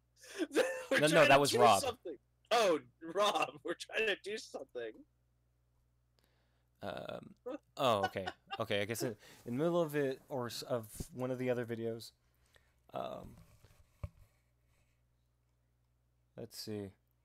Michelle waits till everyone leaves and I'm alone on the Shut Up and Talk set to corner me and ask me why I have so many mid-rolls on my videos. I tell him to make enough money to live. He says my use of ad rolls and Felon's use are causing people to put on ad block and affecting the revenue. The revenue was down because they killed off their flagship show and sunk a bunch of money into a useless game show. He tells me people were complaining in the comments and he left the mean ones up as a hint to me, instead of, telling me like the CEO of the company should. He also lies and tells me other producers were complaining to him, which the others confirmed was not true. Wow. This is very hostile and makes me uncomfortable and upset. I go to the bathroom and cry. After I pull myself together, the only person around is Doug, so I tell him what happened and how comfortable I was. He says he'll look into it. Shortly after, Mike and Doug call me on Skype to tell me they're limiting the number of mid-rolls we can use.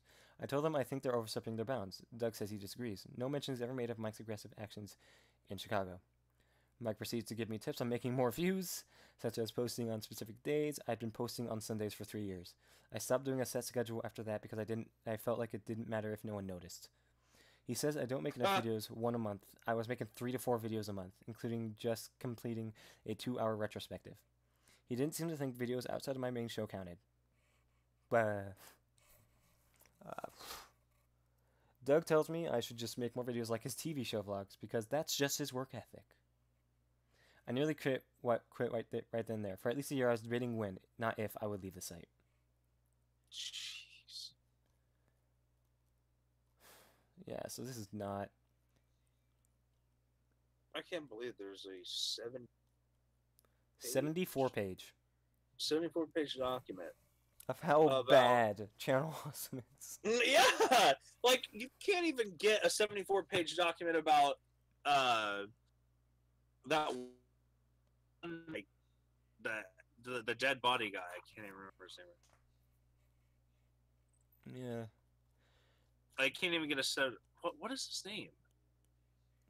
Who do you They're mean? brothers. YouTube loves Walker. them for some reason. What? Walkers or Paul. Yeah, Logan's. The That's Logans, right, Logan yes, Paul. the Logans. That's right, the Paul brothers, Logan Paul and the other guy. You can't even get a 74-page document about him. How, like, when you, as a channel, are worse than Logan Paul, you have to restructure your shit.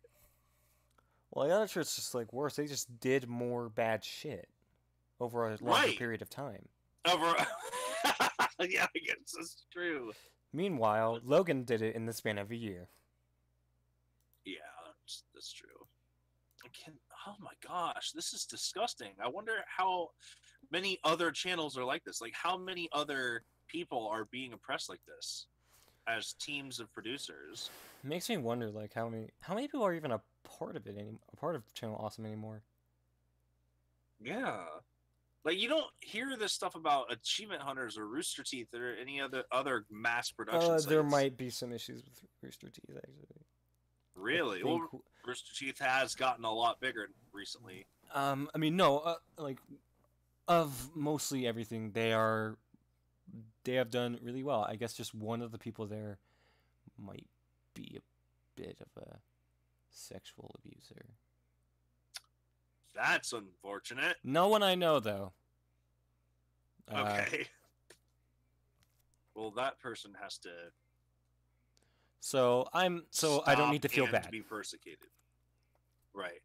It's not like Bernie Burns or Lindsay or Mike. Lindsay. Sorry, just the idea of Lindsay. You can just see Lindsay, fucking Lindsay Jones, going around going like just like pushing people people against walls and going like, fuck you. Lindsay, of all the people, the one who wants to get a cat so bad and even like plays with the neighbor's cat.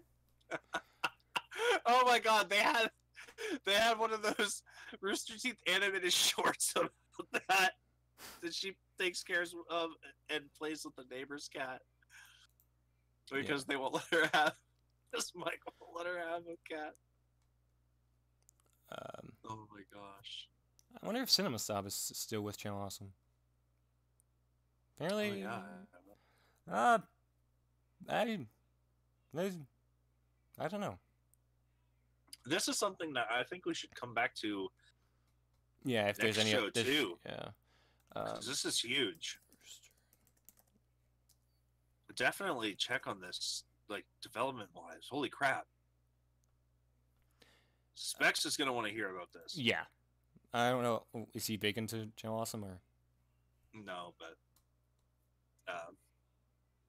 he'll know more than I do about it. Yeah, other people can just like. I'm gonna look through all the people I follow from Channel Awesome and just see if they said anything about it. Yeah. But as for now, we are out. We are out of news. Unless Niche Gamer has like one more thing. They don't. Okay. Yeah, so that is it now. I'll post a link to the whole document. Good idea. In the description for you guys in case you want to see all of the grievances that have been. And there are, I guess, a lot. 74 pages worth. Like, I couldn't even file that much about Walmart. Oh, what? Like, I couldn't I couldn't even file that many grievances against Walmart. Oh my god. Yeah, and that's like Walmart is a humongous company, and I could maybe get like 6 or 7 pages, and it's not like I'm being mistreated or anything like that, and I'm not feeling race. Did like, Sam Walton come back from the grave and? It's just their general practices are very bad. Yeah. And they're a giant corporation, and there are a lot of desperate people. And as long as there are people desperate to live, they will work at Walmart, and that is the only reason they will work. Yeah. Just because they're desperate to live. Yeah. All right. So, yeah, that's it for now. Thank you guys for watching, I guess. Thank you very much. Hopefully there'll be an update on the Channel Awesome thing or anything else that we talked about here. Yes, and next week we'll talk about Higurashi. Next week we'll also be talking about BAFTA, the BAFTA Game Awards. Ooh, Game Awards, yay. Because yeah, me and Specs talked about that. When in one of the episodes that you run around in. And Next week, I'm also off on Sunday, so I can already confirm I'll be there. all right, then yeah. Same with the 22nd, actually. Sweet. So I'm good on the 21st. So at least also. we know we'll have Drew with us. Well, Saturday the 21st, I will be doing the Dominaria pre-release, but I don't know when it is, and I don't know when I'll get back. All right. So I might miss the 21st, Mm-hmm. but I mean, like, I might not also. So I'll tell you soon. All right. So basically, he is going to be coming for the next few shows or something. Next two. Definitely. Yeah. So. I will. Yeah, I'll definitely be here on the 14th. Yeah. So. That's it. This was Drew Flash. This was Drew Flash, and I'm Freelance 7. That's Out. Goodbye.